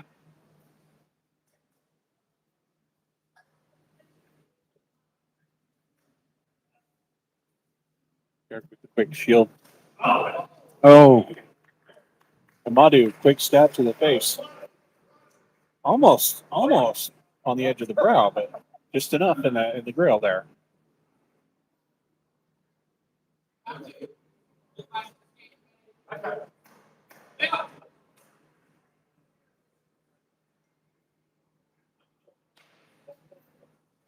now York's trying to take care of that Madu. Eric presses Roger into the corner and Marshall's call hold to recenter. So in the first set of passes, Roger was using the Madu to make York drop his shield, and then he stabbed it in the face. So York is trying to take that Madu out first now, and as he closes. Yeah.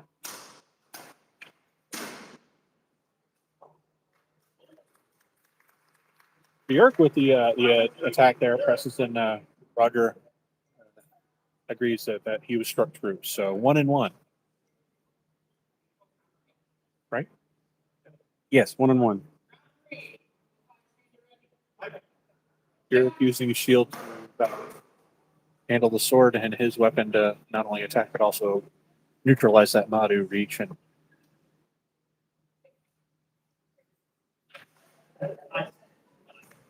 Bjork with a quick stab to the face.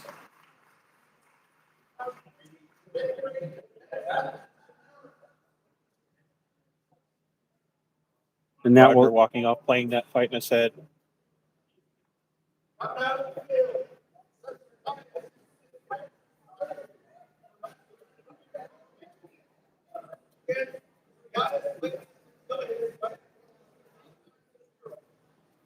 this is So these guys are local in Forgotten Sea, so they know each other pretty well. This is definitely was the, drive 200 miles and face the guy you see at fighter practice every single week, right? yes. Indicating they have thrusting tips that is a threat.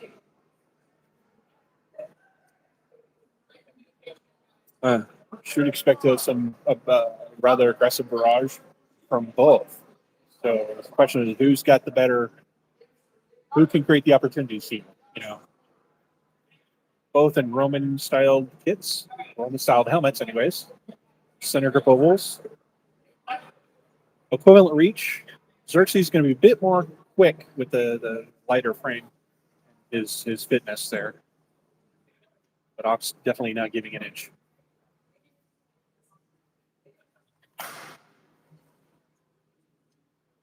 Sword.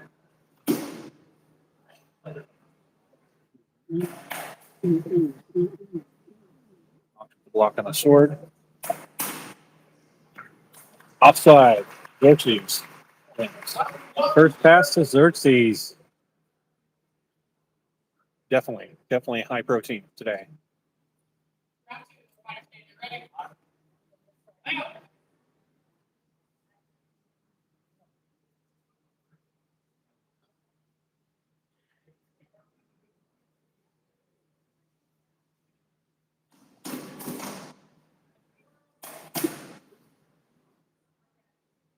Fighters ignoring the marshals as they were close to the barrier. Interrupt themselves. Xerxes throws a leg shot, gets Ox. Ox is on his knees. Xerxes taking a moment, taking a few deep breaths. Ox kind of prepare himself. Throws a shot, no good. Blocked by the shield.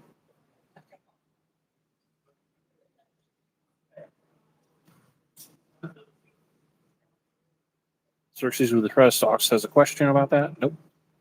Continue the fight.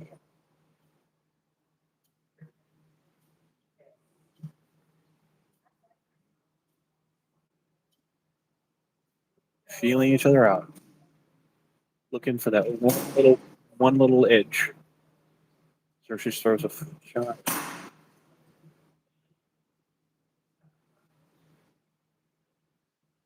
Xerxes not trying to get as close as he can. He's trying to use his reach to his advantage, which is smart.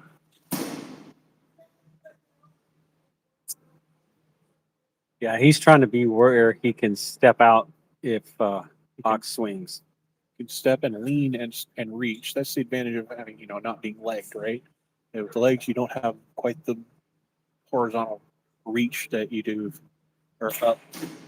So it's not just being able to step, but also, be able to lean. All right. Xerxes got the stab in under the shield. Stab to the belly to Auxilius. That's the end of the pass. Xerxes wins continues upper bracket, right? Yeah, Xerxes continues in the upper bracket. Ox drops to the lower bracket. As they call the winner's bracket. So this is a double elimination tournament.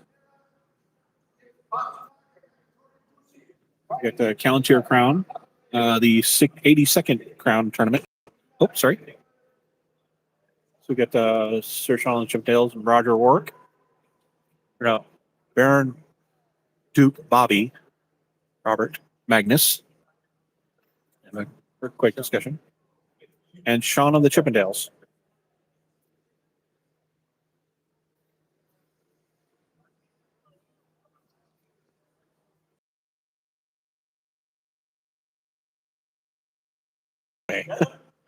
You did. They've been called in. Sir Sean takes the center of the field and ready to start closer. Robert, happy to keep distance with the Madu.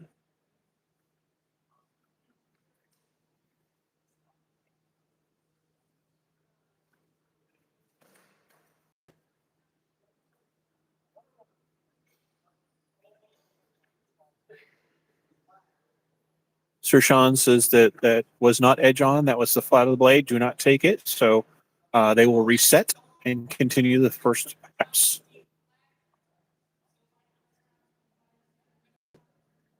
You see the consorts in the corner there, supporting their combatants.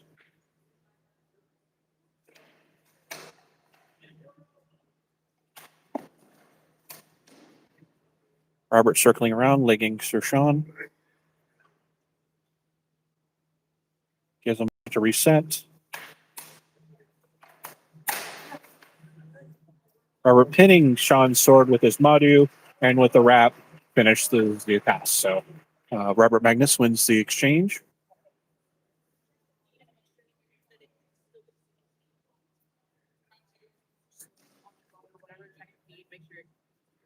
Yep.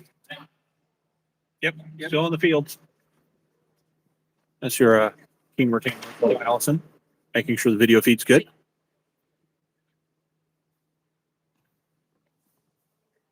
Yeah. Sir Sean closing in. Robert blocking with the Madu. Really great defense because he's done it for years. And a brief discussion of the exchange. Sean adjusting his helmet just a little bit.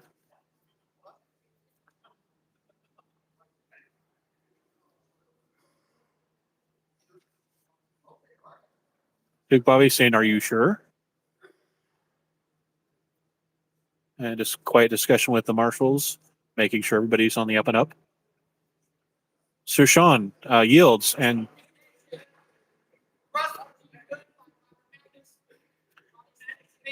so Robert wins with a thrust. So Robert Magnet wins and continues on.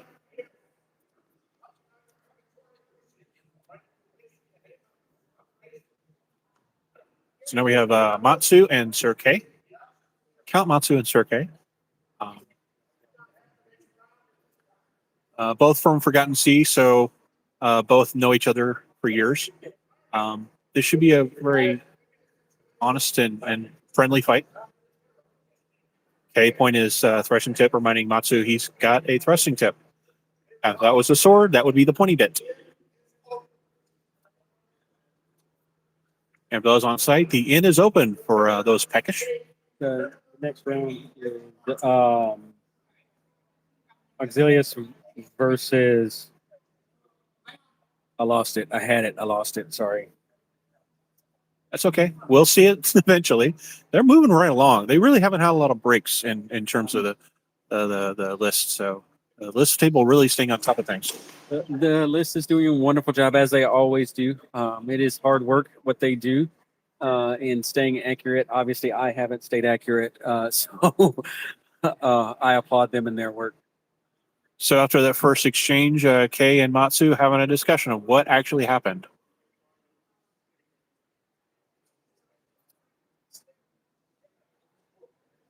His Grace Robert versus who was the other one? Ox. That's the next fight.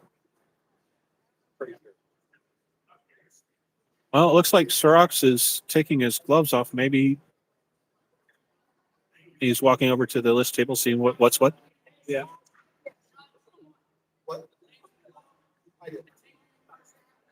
So after the discussion, there was a shot that was a glancing blow, not a killing blow. So Marshall's got it all sorted. Everybody's happy. We're going to continue the first exchange of this round. Sir Kei and Sir Matsu, or Count Matsu.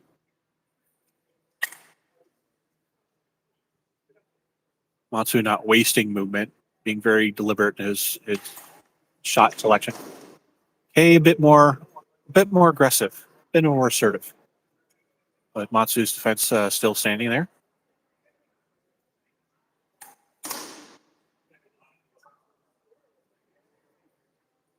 Feeling each other out. Kei ducks, but Matsu gets it just in line.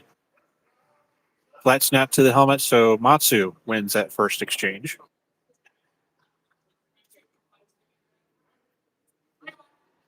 Kei was going to try to duck, but he didn't duck enough.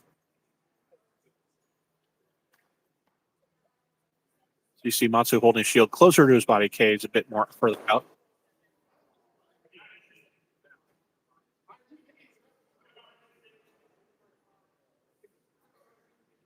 Kei advising, I think that was either not good enough or hit his knee. Kei putting his arms high. Hold being called. So it looks like Matsu legged Kei, and Kei struck Matsu's sword arm. So Matsu is fighting offhand, but standing. Kei Douglas on his knees, but both sword and shield ready. Hold being called. They continue.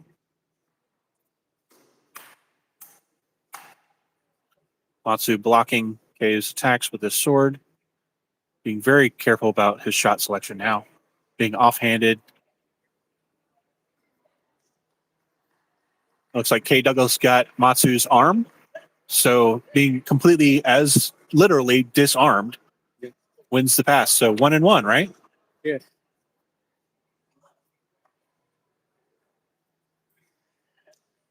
Definitely a contrast in styles, but they know each other enough that they're not wasting movement much, right?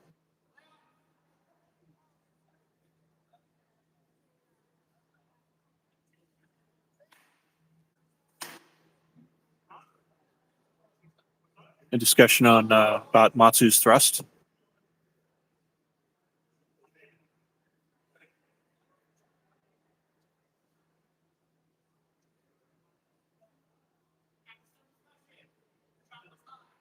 The shot was high, so continue. Both are complete armed, standing, armored, ready to go.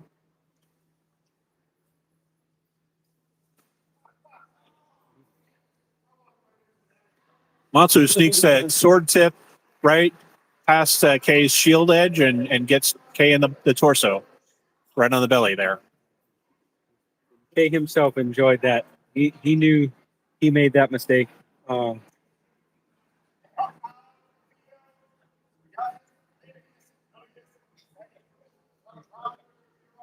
we got Sir Ox coming. And Robert Magnus, who surprisingly needs to put his helmet on. So that's when you get to your later rounds, you're like, things start coming quicker. Your fights keep coming.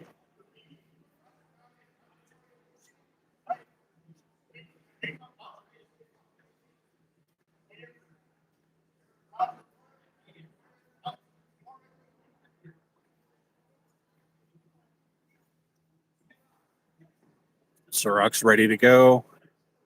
A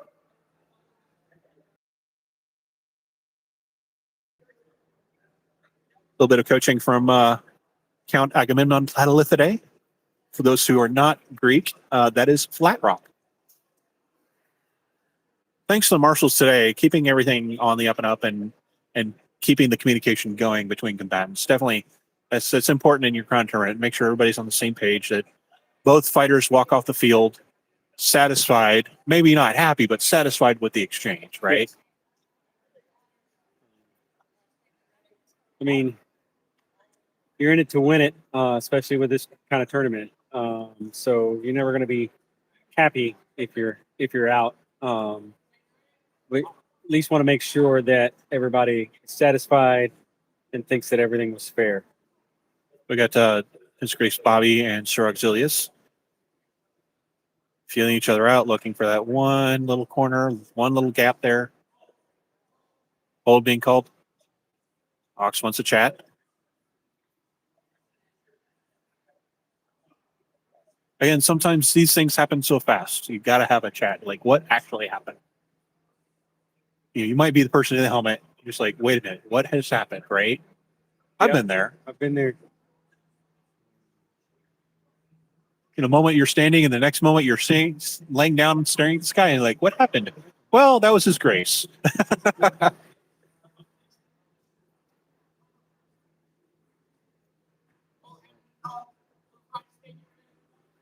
All right.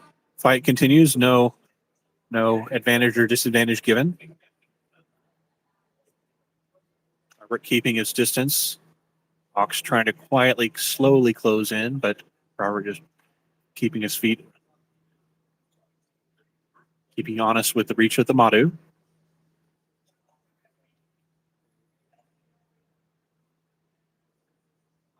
He is trying to focus on getting that Madu out of line so he can step in. You see Robert trying to circle around, trying to get inside that shield edge of Auxilius there. That's definitely fighting with a 6-foot spear, sometimes they'll get to do that, but too smart for that. Auxilius not giving him that opportunity.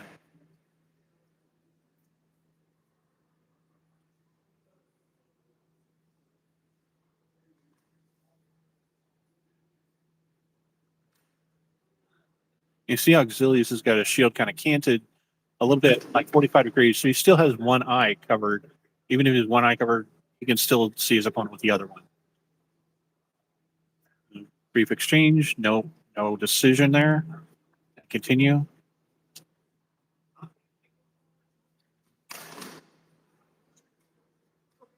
Auxilius with a straight down the middle, inside the Madu. Finally gets past it and gets his shot in. And then a discussion, making sure everybody happy with what happens, or satisfied at least.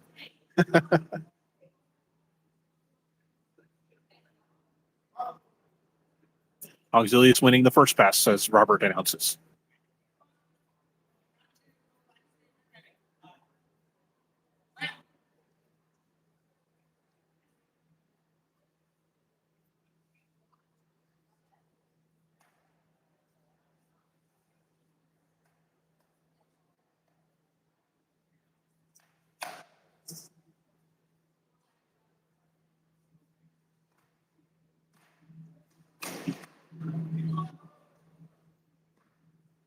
Auxilius indicating he a body, offside body. So Duke Robert wins the second exchange and 1-1.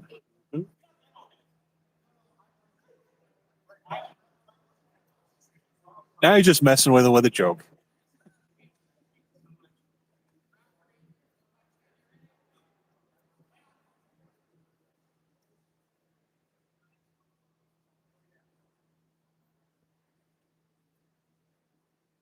See Robert's hands kind of moving in small circles, keeping them moving. Ox with the thrust, just to the side there. So Robert ducks. Ox pressing into Robert. Robert legs Auxilius. They take a moment to reset in the middle as Auxilius continues to fight on his knees. Robert continues standing with his sword Madu. Auxilius on his knees with sword and shield. Even on his knees. Auxilius catches Robert with a face thrust as Robert comes in unprepared for such an attack. Ox wins and continues on.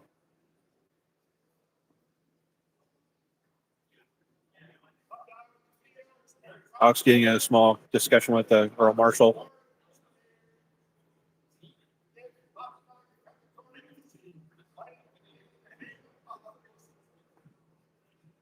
And then in terms of discussion, not finger waving, you're in trouble discussion, just a quiet chat between friends. So we got Matsu and Robert. No, Robert. Roger. You think I get them right eventually. Sorry. So Matsu and Roger. Roger with sword and Madu, and Matsu with sword and shield.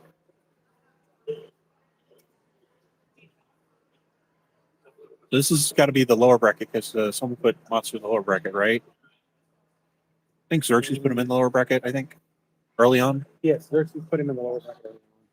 I've lost track of what bracket we're on. I have.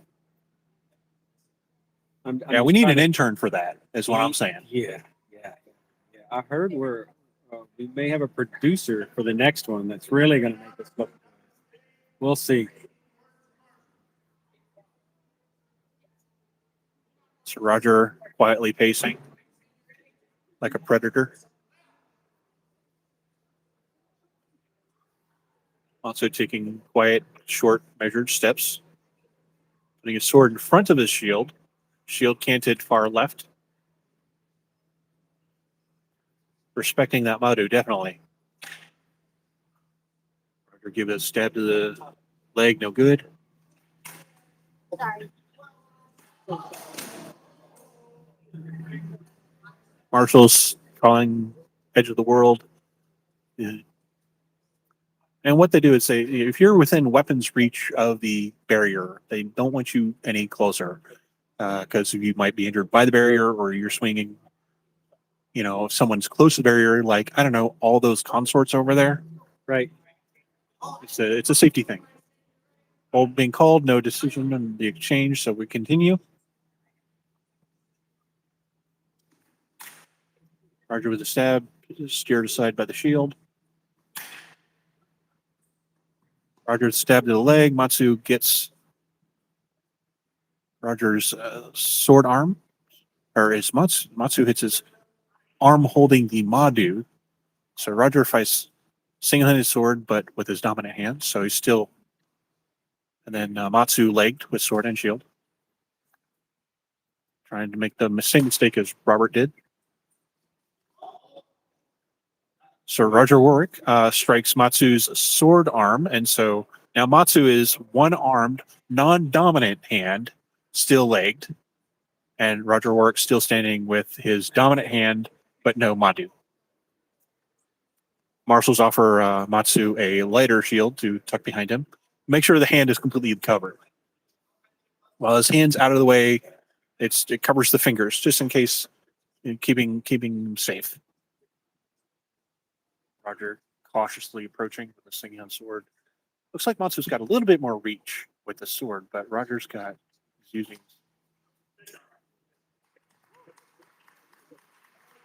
Roger with a thrust to the body wins that pass.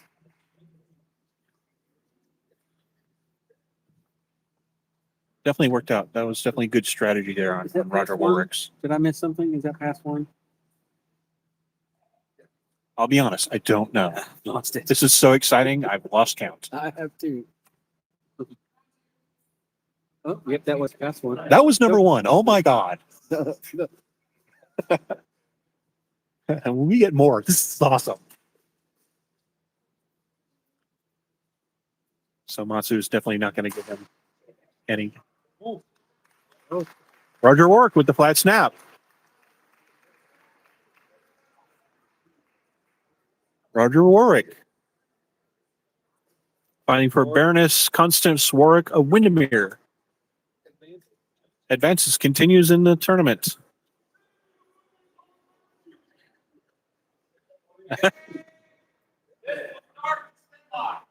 So we're starting the semis with this announcement.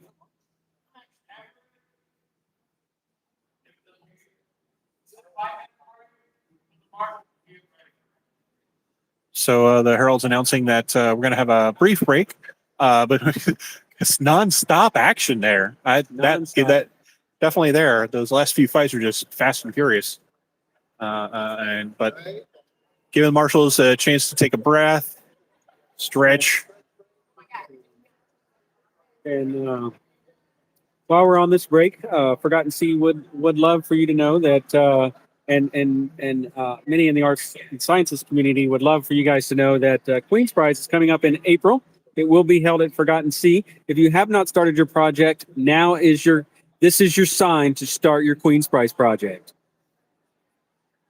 You mean not like the week before the deadline? Not like the week before the deadline. Well, that ruins it. Yeah, that I'm in that bunch. I need to, having that lead time is good. Also, some announcements we've got here. Next week is the Calontir's Toys for Tots tournament in Wyvern Cliff. Yes. Really exciting things going on there. I would say the third most prestigious tournament in our kingdom. There's Fall Crown, Spring Crown, and Toys for Tots. Yes. That's number 3.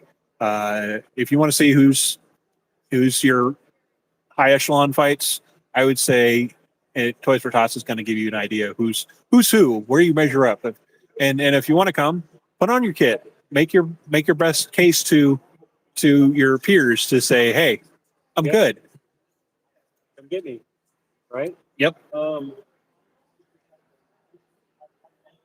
Also some things, some Kingdom positions coming available recently as Kingdom Earl Marshal, as Jurgen Vieder is looking to finish off his term, but looking for his replacement. And then also the Calontir is seeking a new Kingdom Equestrian Officer. So applications are in for that. If you're interested, please submit. Check out the calontir.org website for details. Let's see here. What else do we have? Other events coming up after Toys for Tots. Chris Kinder is coming up. So we got this weekend is the Catfish Ball next weekend is the Catfish Ball in Wyvern and North Shield opposite our Toys for Tots. Toys for Tots also being in Aaron Feared and Aaron Hearth are meeting, which is your AOA and GOA armored orders. There'll be an armor tournament. There'll be a steel tournament, which is cut and thrust, not just heavy rapier. There'll be an arbitrary competition, also youth combat. So that's exciting. Always exciting to see the youth out there. And then November 29th is the Known Worlds Newcomers Symposium. It is a virtual event. This year it's being held or been sponsored by Aidenvelt, and it is a free event. So go to their Facebook page, check them out, or their website. If you're a newcomer or you would like to teach, they are still accepting classes. for you to teach classes at the Known World Newcomer Symposium. Then December 5th, we've got the Midwinter's Night Stream out in Theobald College, which is Winfield, which is kind of south of Wichita, or the Batavia is the Theobald College group. Feast of Lights, they're saying, this time of year where we get together and celebrate. Lunch will be provided at extra cost, no extra cost to site fee. And of course, Chris Kender, December 13th. December 13th. Get your Christmas shopping in for all your SCA friends. Or yourself. That I buy for myself. That's what I do. You're saying charity begins at home, huh? That's right. Right. Right. And then spilling into January 12th night in Crystal Mines. So here in Crystal Mines, 12th night, January 3rd. So those are the Kingdom events on the calendar. Your Rattan Marshal also wanted to let us know that there are training videos on the Calontir Armored Combat page. There's a video series. There's 5 of them. There's how to marshal armored combat, how to inspect armor, weapons, and shields, Calontir Armored Combat authorizations, rules of the lists, and SCA Marshal leadership and ethics. There is a new Armored Combat Handbook out, too, that everyone who is in Armored Combat is encouraged to go read. It is I don't want to say complete revamping, but it is definitely a rework of a lot of the rules. And that's a society handbook, not society. Okay. So go out and check that out. So speaking of Allison, let's chat. Let's talk about the effort you've put in so far in today's feed. Please let us know what you've done and how we can help you going forward. Honestly, it is a lot of setup, and I should not be doing it, and also being the marshal in charge. But going to be putting out letters for the Armored Combat Officer. So once I get rid of that, this will not be as big of a thing to take over. One person, 2 people, a committee could do it pretty easily. But you do have to be able to do the YouTube setups and have the equipment, which costs a little bit of money. Right now, we are currently using phones, but having the tripods and everything else and the plugins and the extra batteries when you don't have anywhere to plug in to make sure that your phone doesn't die at the end, it can turn out to be a little bit of money. I think we're going to try to do some fundraising in the future just to cover some of those costs. However, that is something that we'll have to think about later. But if anybody wants to help, we would absolutely love to have you on the committee. Well, thank you, and thank you for supporting this feed and all the hard work. In addition to being the Kingdom Rattan Marshal, which you heard it here, the position is open up for applicants for your successor. Not that they can exceed you, but they can succeed you.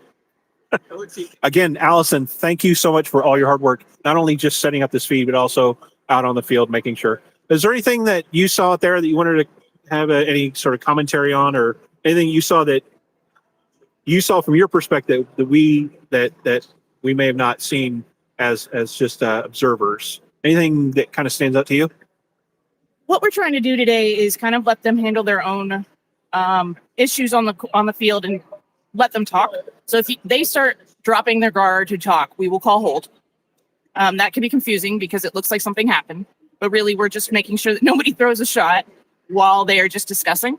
And that is something that we discussed with the fighters beforehand. Everybody is very aware of the rules of list. Crown tournament can be a little bit harder to marshal because people's, I don't want to say attitudes, but their passions get higher, and it's a nerve-wracking, anxiety-driven sort of thing. If we can keep it as light as possible and just prove that we trust them as fighters and as members of the populace who are chivalrous, then they will be fine. So if you see them talking and us calling hold, it's not necessarily that anything happened. Sometimes it's hard to tell exactly what happened when you're in the thick of it. And one thing that I've seen in the past few, definitely in the last round, there's quite a few people getting closer to the edges of the field, closer to the barriers. Now, what's the rule regarding getting close to the barrier, or Marshall's calling the edge of the world? Can you tell us a little bit more about that? That's something that we have decided to make sure that we do, and we did discuss before the tournament started with everybody. Some of the fighters don't necessarily like having any martial voices talking during their fight, but we do have to for safety. If you get within a foot of the edge of the world, which is just the mats, it's not actually the barriers on the outsides, because this floor is rather slippery. So if they get close to it by a foot, we are saying edge of the world so they know where they are. And then if they step over it, we immediately call hold. And that means any part of their foot. But yes, we do have a few fighters who don't like it when marshals talk at all during their fights. But unfortunately, this is a safety issue. We don't want anybody to get hurt just so somebody can keep their head in the game. That's a mental issue. That is not a safety issue. So. I'll admit that when I'm hyper focusing on my opponent, if someone's shouting something at me or saying something to me, breaking that concentration is a big. It's a thing, and if you don't want to be called out being near the edge of the field, don't go straight back. Move in a circle. Right. Correct. And if that's something that's really going to bother you when you're fighting in a big tournament like this. Don't put yourself in that situation. Yes, but also that's something that can be trained out. Right. And that's part of being in the zone, but also still having your own field awareness. It does get frustrating, especially if you step out and you're in the middle of a bunch of throws. But at the same time, we have to keep everybody safe, and everyone has to follow the same rules. It's Absolutely. Absolutely. Well, thank you for taking a moment here. I know you've been busy and active and pointing and giving directions. Thank you for all your hard work, not only marshaling the field, but also supporting us with the feed here today. I appreciate you guys. If you need anything, just get some water. Throw something at me. Get some water, huh? Hope everybody is having a good feed at home. So, Allison, I forgot to see your King number 10 marshal and technical support for today's YouTube feed. Thank you to Allison. Yes, thank you, Allison. So, what else do we have? This is the 82nd Calontir Crown Tournament. We've got, as you see, quite a stacked field. Some really great fights in earnest, and also even some of the bye fights, not bad. Yep.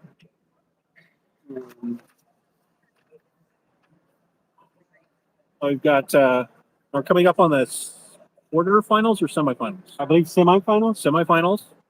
So we got, I think, so 4 fights, so 8 combatants. No, still in semifinals is 4 fights. In semifinals is 2 fights. 2 fights. 4 combatants. So who do we have left? We know.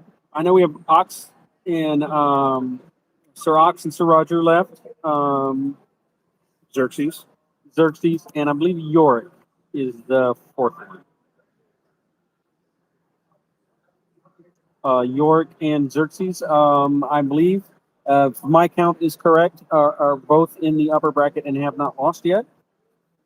So being in the semifinals, we'll have the winner's bracket and lower bracket will be split, where there'll be one person from the upper bracket, one person from the lower bracket in each fight.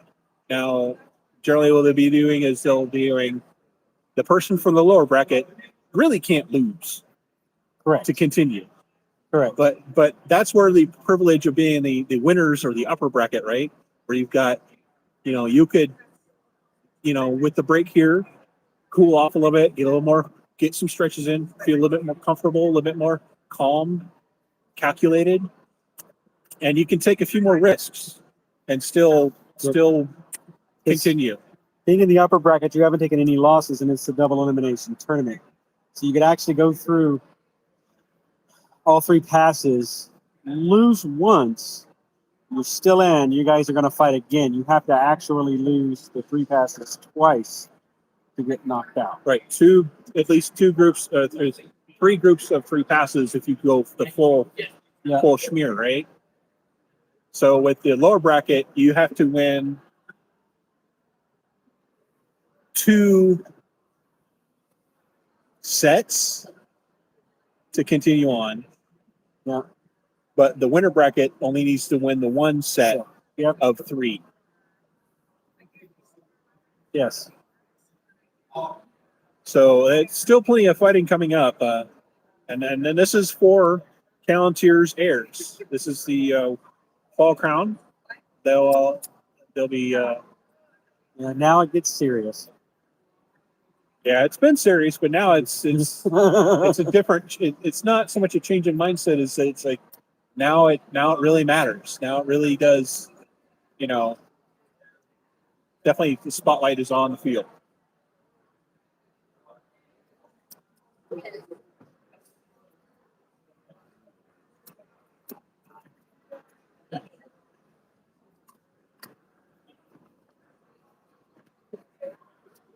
So as we're waiting for the semifinals, there's the upcoming vigils and elevations for those who are taking note.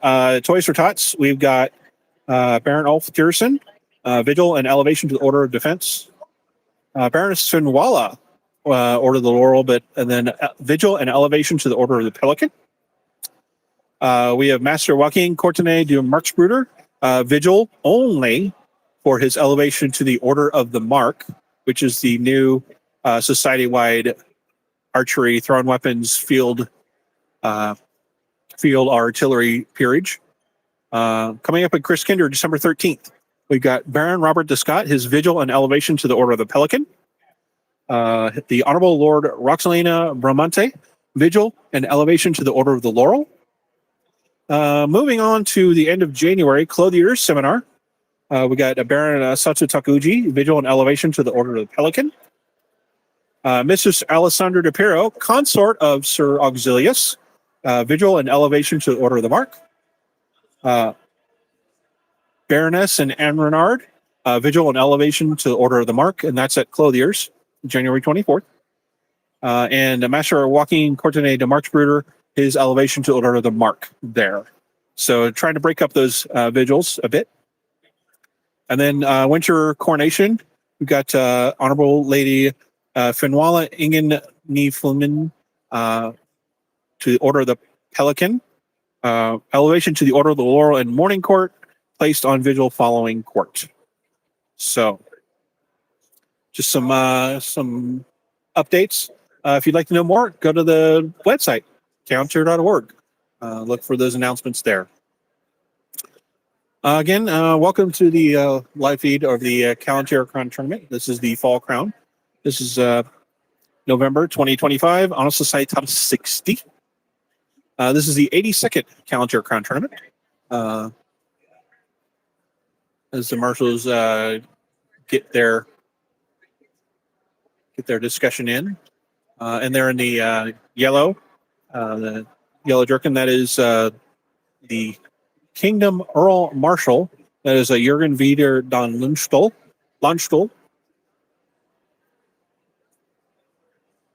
Making sure that everybody's on the same page in terms of marshalling. And the thing about being a marshal, and this is just my opinion, but it's the idea is that you're not here to decide the fight. You're making sure that everybody's safe and walks off the field somewhat satisfied and not injured. That's really the point of being a marshal. If you're interested, reach out to your local marshal, your group marshal, or someone you know who is a warranted marshal of your kingdom. Reach out, let them know if you're interested. You want to see from the best perspectives of the fight. Being on the field as a marshal, definitely got the get a great perspective. Encourage that camaraderie. Serve your kingdom. Serve your local group. Be a marshal is what I'm saying. Be a marshal. Be a marshal. We need more marshals. Always. And as time goes on, we've got different rules and things. I can't read that, so why don't you tell him?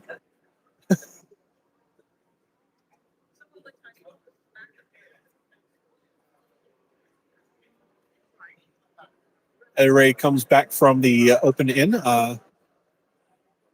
here in the Shire of Crystal Mines here in Carthage, Missouri. Thank you for joining us today.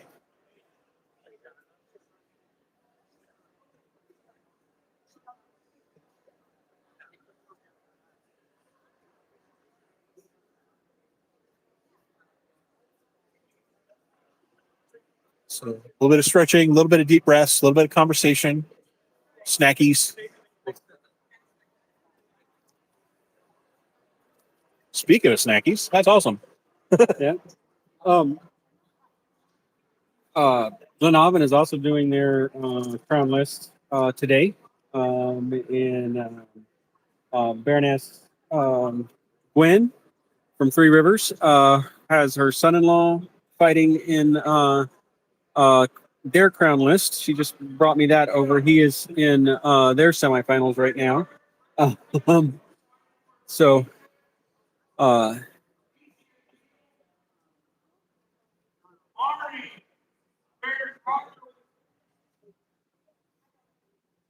Harold announcing the pairings for the semis.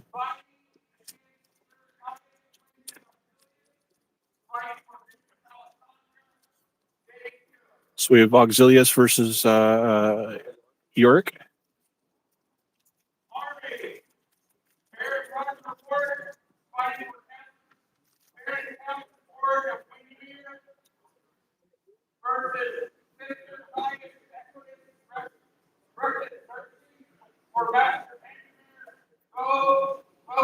So we have Ox versus Yorick and Roger Ork against Xerxes in the semifinals.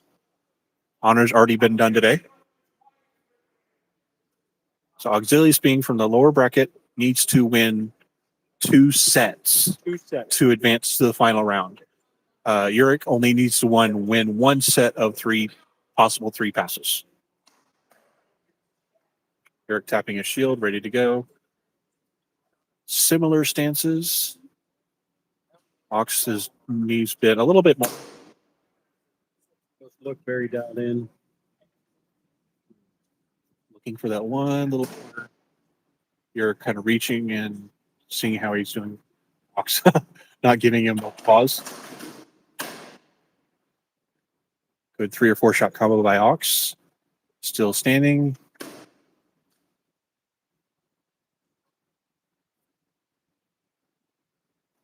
Measuring each other, looking for that one edge, one hole. Yorick taps Ox in the forearm, but not enough. Both agreed.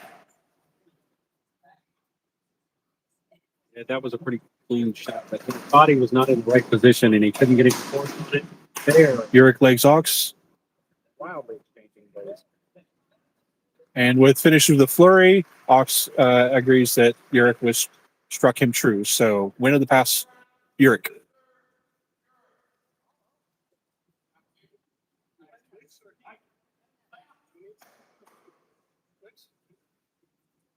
Expect a lot more flurries from Auxilius.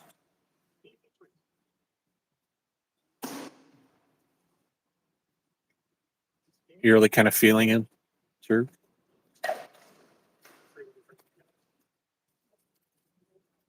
Ox backs off, resets his head.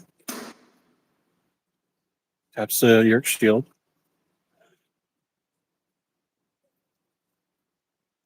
Yorick. Thanks.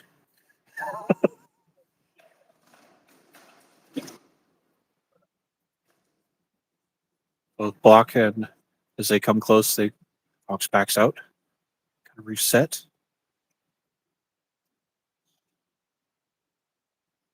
Both putting their swords proud of their shields.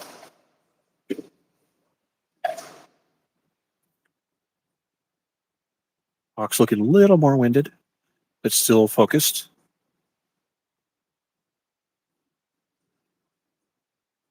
Small foot movements there. Ox legs Yorick. Backs off, circles around, lets Yorick kind of settle himself, then closes in. Has his plan.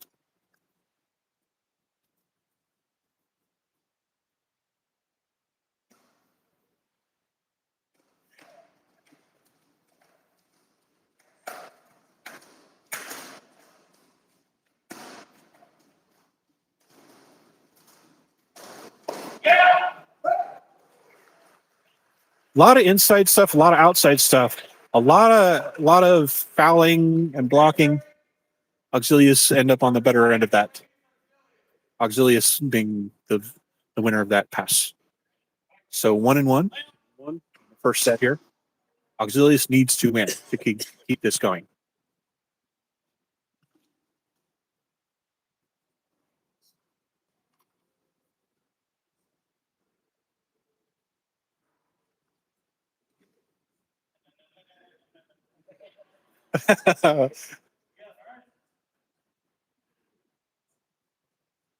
Some friendly banter between friends.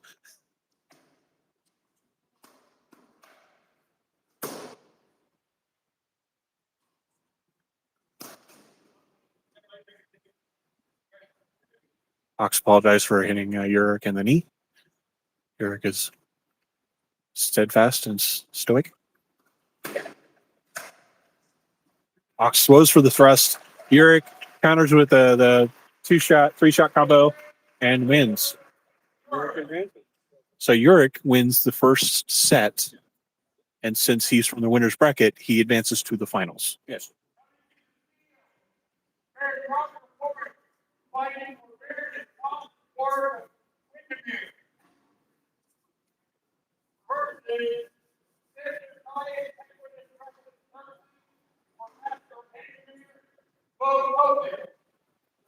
So we have Xerxes and Sir Roger.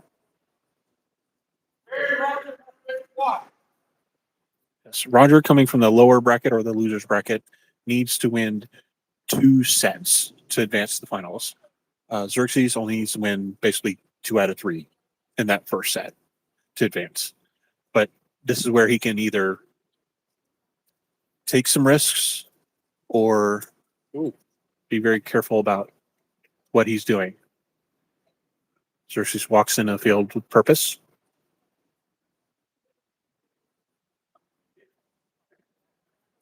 Roger shrugs his shoulders.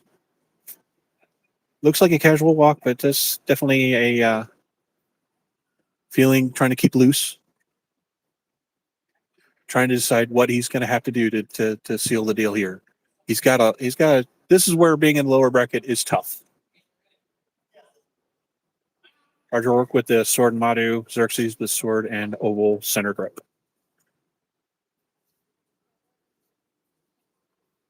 Both looking quite nimble, dictating the distance. Xerxes comes in with a hold. Roger work was struck in the arm holding his Madu, so he must relinquish it because it's a weapon. He needs something to cover his hand. So he gets a buckler. Hold being called, they continue. Roger works still with his dominant hand in the sword, but holding a buckler to protect his hand, but cannot use that buckler for defense. Just holding it down to the side.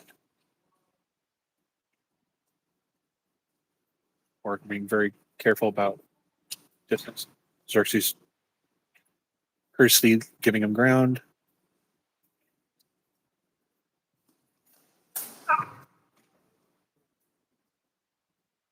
Xerxes struck. Roger calls it good.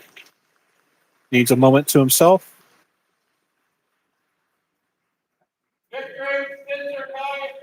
Looks a little uncomfortable. We'll just chat with Robert Magnus and the marshal.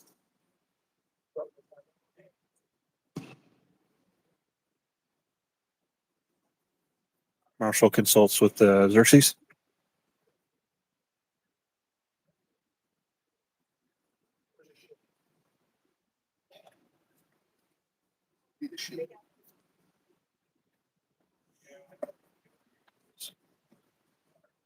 So Roger Rourke would like to have his center grip heater shield.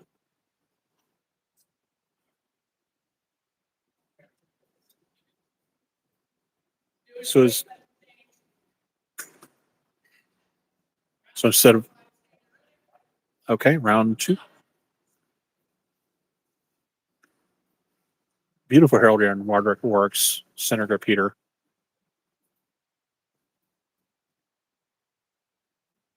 Feeling a little more comfortable carrying that shield than the buckler or the Madu, right? Seems to, yes, definitely. He's settled into. He's being more aggressive now than he was.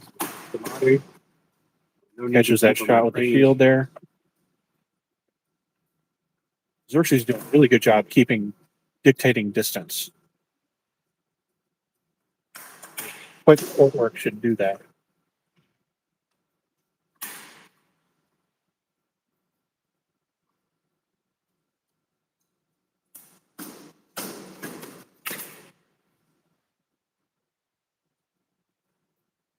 Both very passionate in their exchanges.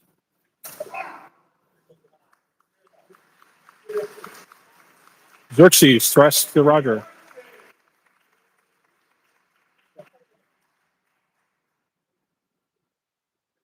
Roger taking a knee. The marshals have a consultation and discussion with the combatants. Yeah, it looks like they thrusted each other, but Rogers was high. So Xerxes got the kill because his was in the correct target zone.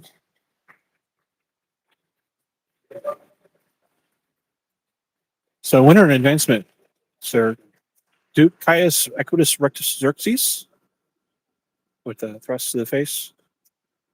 So your finals are Duke Caius Equitus Rectus Xerxes versus Uric. Sir Uric Radovson. Radovson, yes. For ladyship, Alicia Neal. Xerxes fighting for Master Andromir Vukovic. Yeah. Order of the Laurel.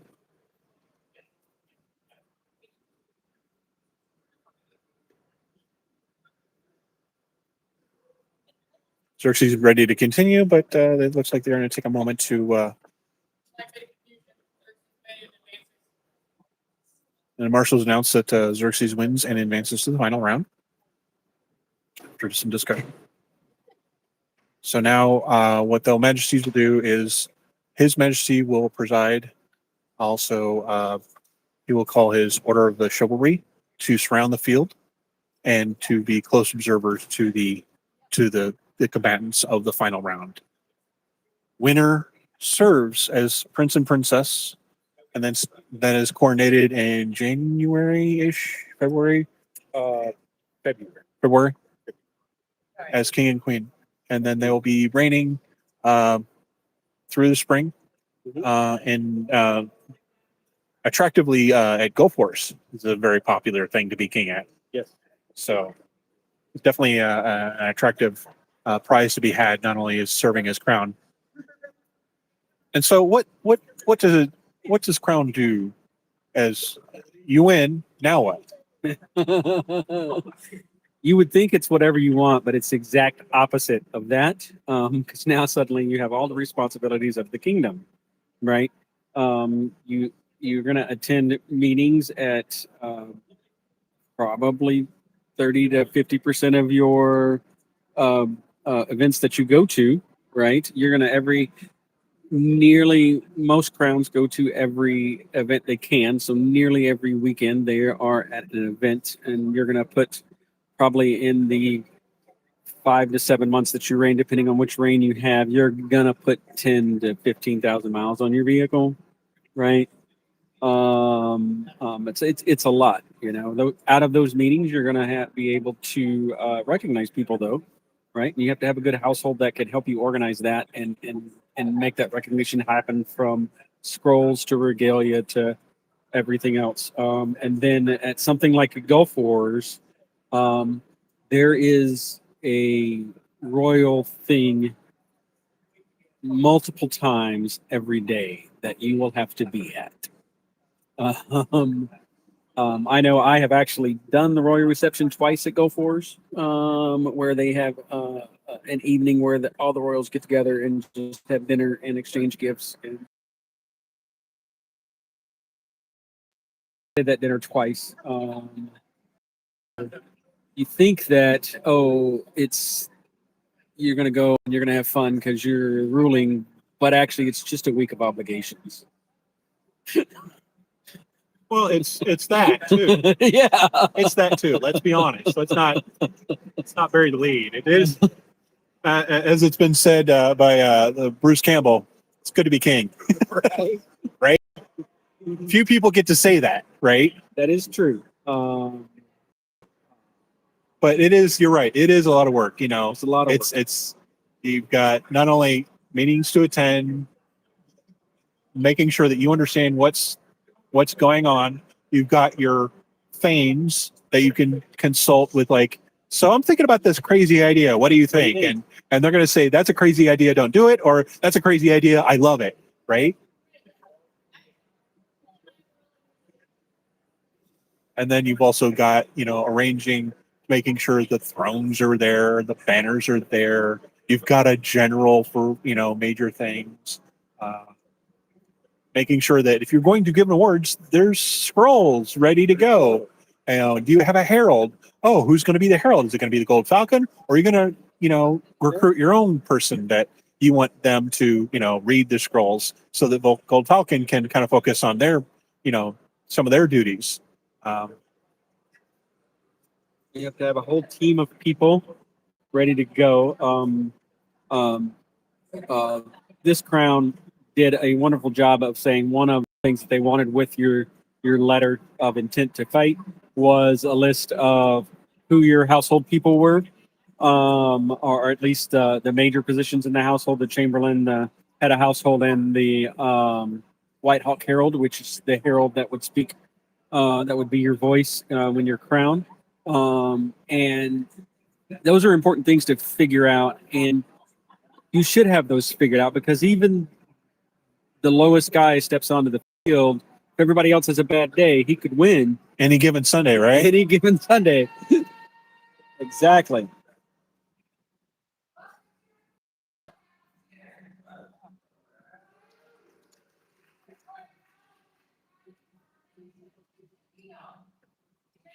So the herald calling the combatants and consorts to the field.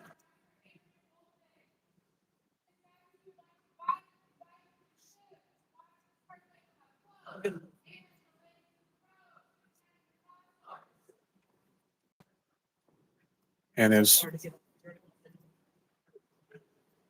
His Majesty calling his over the chivalry, which is not just knights but also masters at arms. You know,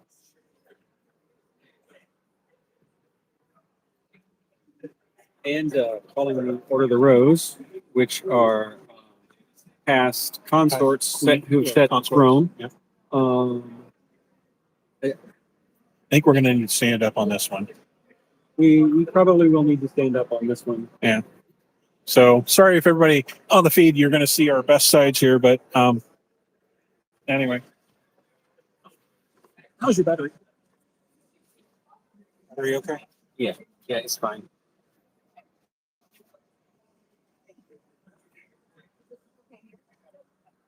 Microphone's on the bottom. Yeah, I'm just watching. Allison is moving our camera for us because, right, she is always the hard worker. No, she's bearded. She is a peer. Yeah. I don't know. She's a pelican. I don't know what she got that for. Gosh, let me think. All the things? All the things. Yeah. That is correct. You win the quiz today. Yes. That helped us with the setup, made sure that we had what we needed. Also being Kingdom Rattan Marshal, making sure this tournament goes on without a hitch or a problem. Not a lot of problems, not a lot of things. This will be the final round. So the herald for the final round is the Gold Falcon. Hey, you know that person, don't you? Yeah, that's someone near and dear to me. Yes, got a little bit sweet on the Gold Falcon currently. Ew.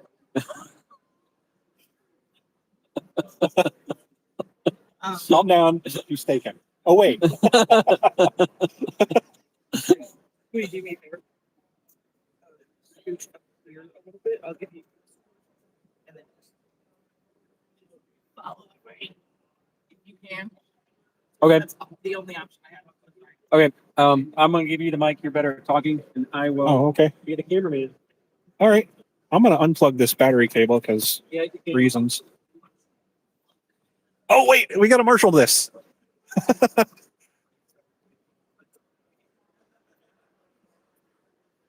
So we, Xerxes and Eric stand on the field. both knights in their own right. Xerxes has reigned before, so he's been in this fight before and won. Uric has had some really good runs in the past 3 crown tournaments, which is awesome. Both carrying center grip ovals, a single-handed sword with a thrusting tip, both right-handed. Relatively, Uric's got an inch or two of height, but the way Xerxes moves, it should be rather negated in terms of the motion. Combatants wished well by their consorts. This is, regardless of win or lose, this is full honors given to their crowd and their competitors. Marshall calls into the middle. I don't want to see any of this. No eye gouging, no knee, no kicks to the groin, no wedgies. I want a good, clean fight. Give each other a good salute. This is in earnest. Both want this bad. This is going to be exciting.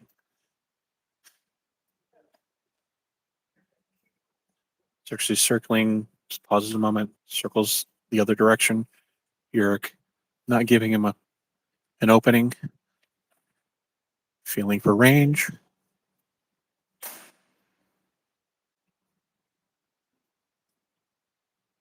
Backing off, resetting. Hasn't thrown it. 1-2 quick shot. Uric says, nope, not enough.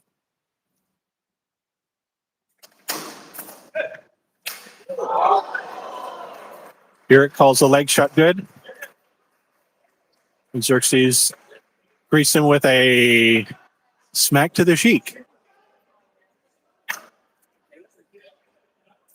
Hold was not called. So what have we learned from this? We don't drop our guards.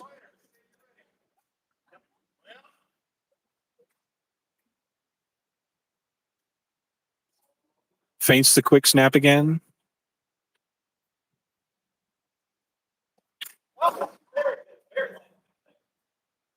Uric concedes that his offhand sword shot was good. So Xerxes wins that first set.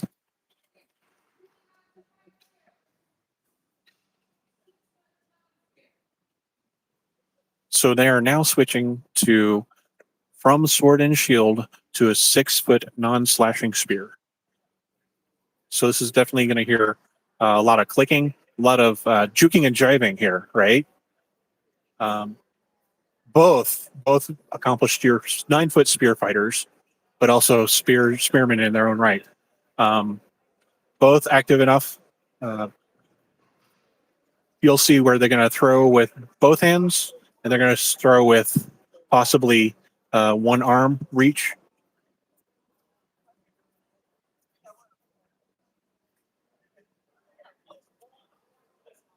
Marshall's making sure there's plenty of room.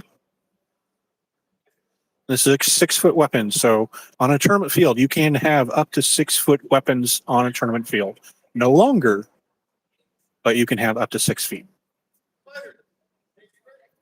So lots of quick movements.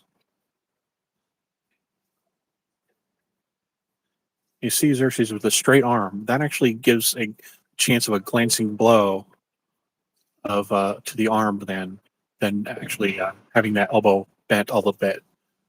Makes a little bit of a pocket in the shoulder. Here it goes with a thrust. Xerxes says no, but they called hold as he came towards the barrier.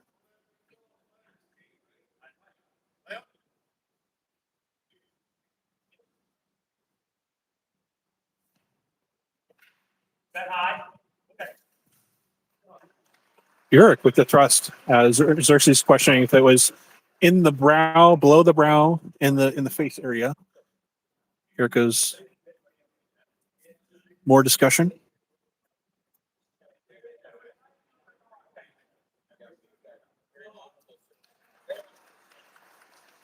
So after discussion, it was not good. They would continue the fight.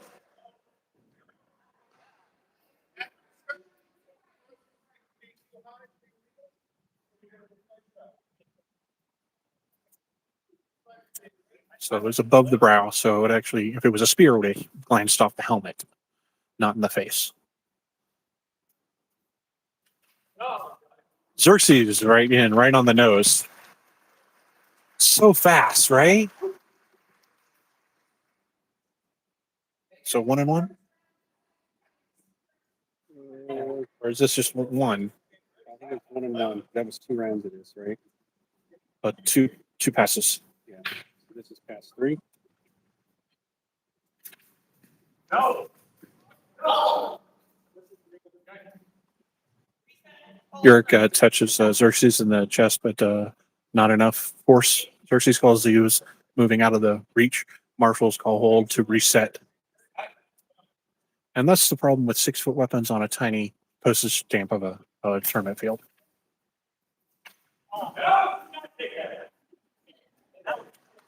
Clear. Xerxes said, no, don't take that. Xerxes holding his spear, like a 45-degree, more defensive stance. One hand block. One throw. Oh. Xerxes with the quick thrust to the torso. He wins the pass. Wins the set. His Grace Deus Gaius Equitus Rexus Xerxes with consort Master Andromir Vukovic have won Calontir Crown Tournament, the 82nd Crown Tournament. As Xerxes takes his helmet, gets a little help with that, and they greeted by his consort, so happy. A deep embrace. The Majesty's approach with the prince and consort coronets, and they'll be given, and they're to swear an oath to serve as prince and prince consort. Our first in Calontir, the same gendered couple.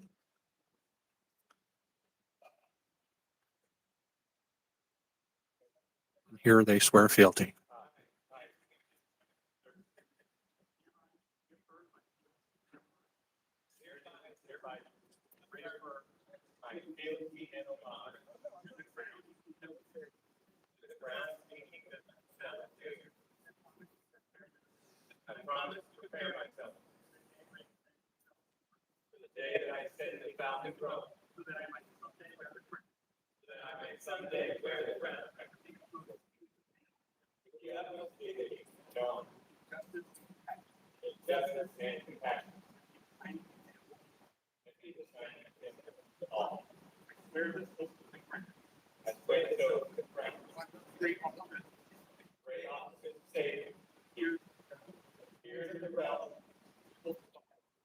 People of the heartland.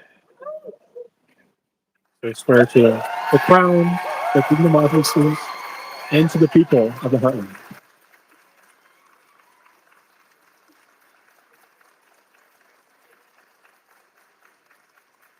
Your new heirs, Kingdom Calontir, Xerxes and Andrew.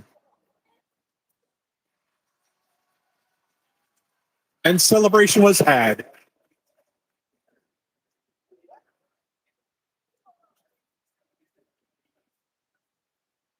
Chivalry will meet 30 minutes.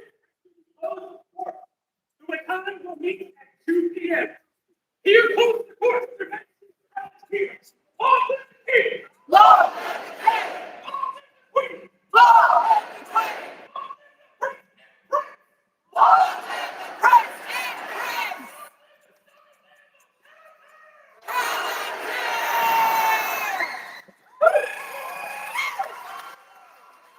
So now with heirs, their majesties will meet with their chivalry and their great officers after a brief as celebrations continue.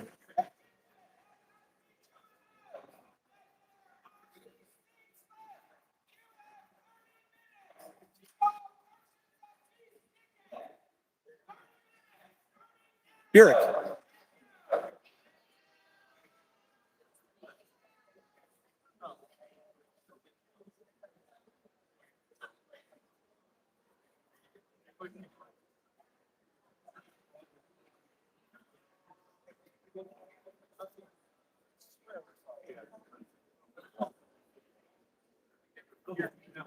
Here, live stream. Would you like to have a few words about your final round? Well done, by the way. Thank you. So sorry for the results, but I hope you are proud of what you've done today. Yeah.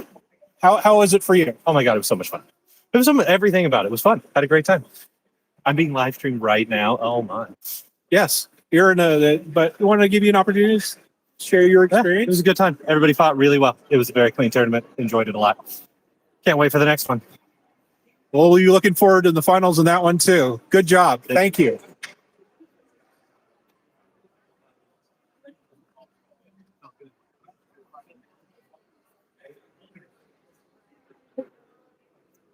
So again, was the kind of wrap up deliberations and celebrations, and now the meetings begin for the new Prince and Prince of Calontir. Allison, any words you'd like to share with that final round? I would just like to thank our live streaming anchors. Kendall and Scalagram have been really awesome to do this for us and to give us the play-by-plays in case people at home don't know what's going on, and I really appreciate it. And thank you, everybody, for watching. Thank you. So that's going to conclude our live stream for today. So thank you very much. What? Skelgrim's got it. I don't know. Let's see if we can get some final words from Skelgrim before we call it a day. So Skelgrim, any final words on today's events, the final round maybe? It was a great tournament all around, beginning to end. Lots of honor out there from all the combatants, and it's been a pleasure to do this for everybody. And I just want to continue. I hope we get to continue doing this kind of stuff. And if you want to help out, get with me.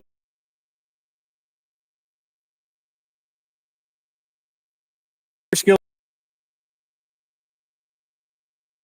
Yes. Yeah, running joke. But anyways, thank you for joining us for Calontir's 82nd Crown Tournament.